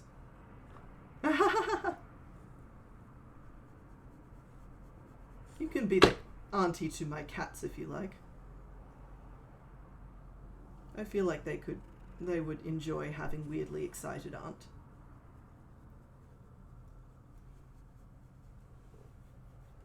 Alright. So, I think there's... Again, we're getting back to this thing here. She's now scratching her face on the tablet, which I can assure you is helping greatly with my ability to concentrate on making words. Hello. So there's a thing here, and let me just write this in a different color again. Hello. Yes, hello. She keeps headbutting my hand as I'm trying to write. Can we perhaps move? Yeah, that's better.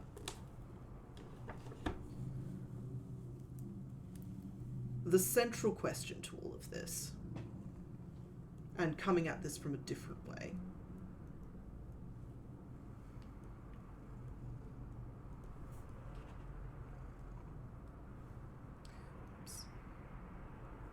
Catalyst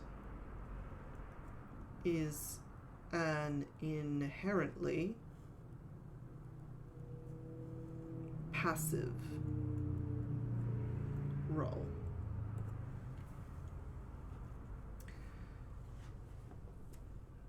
If you have a catalyst of something, inherently it both remains after and Oh, wait. Okay. Hold up. Hold the fuck up. Okay. So a lot of this is going to end up focusing on the relationships, right?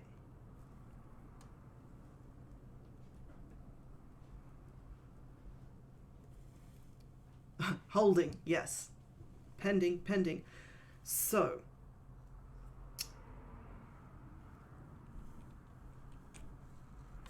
what if we do have just a reality glitch, right? The dead are both, or the dead being present here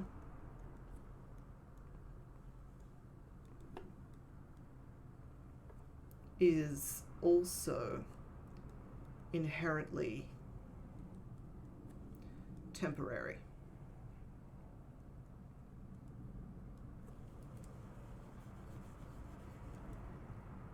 Queen of the Undead knows this.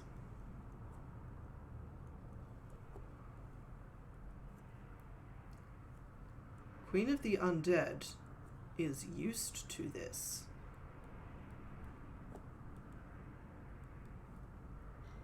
Queen of the Undead is just waiting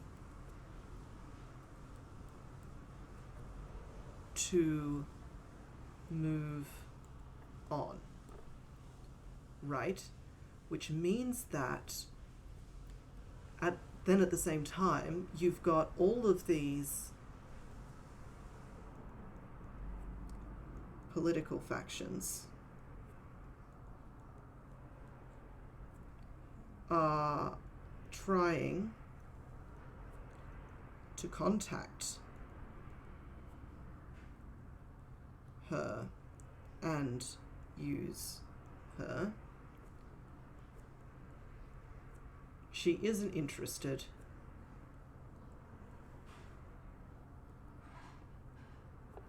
And kind of hates this.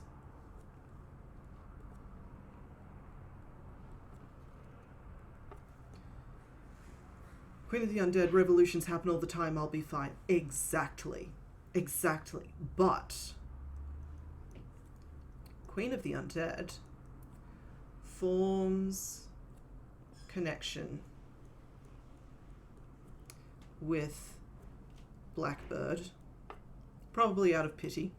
Blackbird's a little bit pitiful. The Queen of the Undead is definitely like, well, at least this one's more honest about their intentions, and also at least, you know, the conversations are good and this person seems to actually be trying to connect with me on a personal level, which is new, or at least unusual, and I don't mind this. And through him, or through them,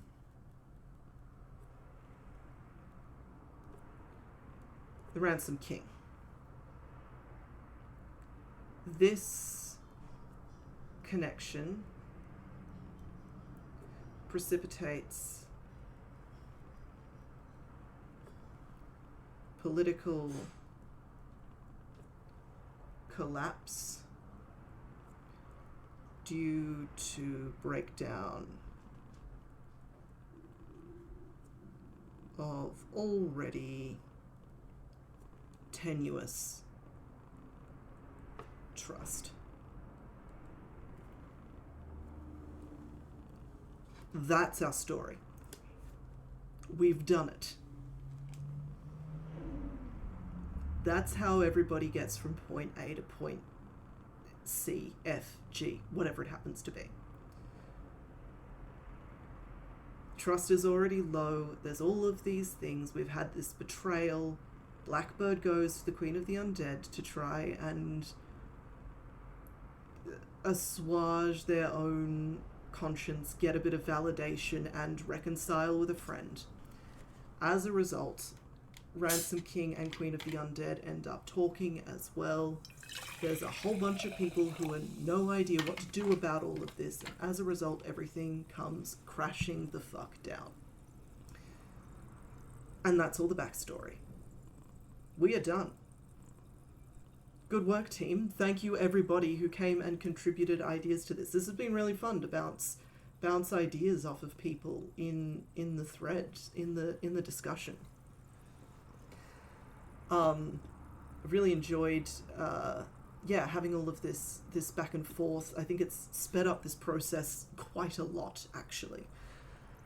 But I'm going to leave it here, at least for the world building, because then I'll start to get into filming the outline section. Air horn noises. Many air horn noises. One thing that woo! Soundboard. I love my soundboards. My soundboards are good people. I don't know when the next stream will be necessarily. I think that will probably... I want to get at least one episode of outline up, and then I might just do a stream with a bunch of sprints to get some more outlining things done. However, next episode, the outline episode, goes up on Wednesday as usual, so I will in fact be recording that relatively shortly so that I can upload that on time, and potentially with slightly better editing than the last time, given how my stuff has gone. So I'm going to end there. It is almost exactly 4 hours on the dot, or at least it will be by the time I've finished signing off. Thanks everyone for coming out, for joining, for hanging out and having a good time. I hope to see everybody on streams at some point in the future, and I hope to see you all in the YouTube series. As always, the usual things, do the social media. Hey, you should check out the YouTube series. You should drop a comment. YouTube likes it when people comment. And just in general, thanks to everybody for coming out, hanging out, making this a fun time instead of me talking to myself in the void for 4 hours. Hope this has been entertaining for everybody, or at least pleasant background noise. I will exit the stream very shortly. Thank you all again, and we'll see you in the next thing.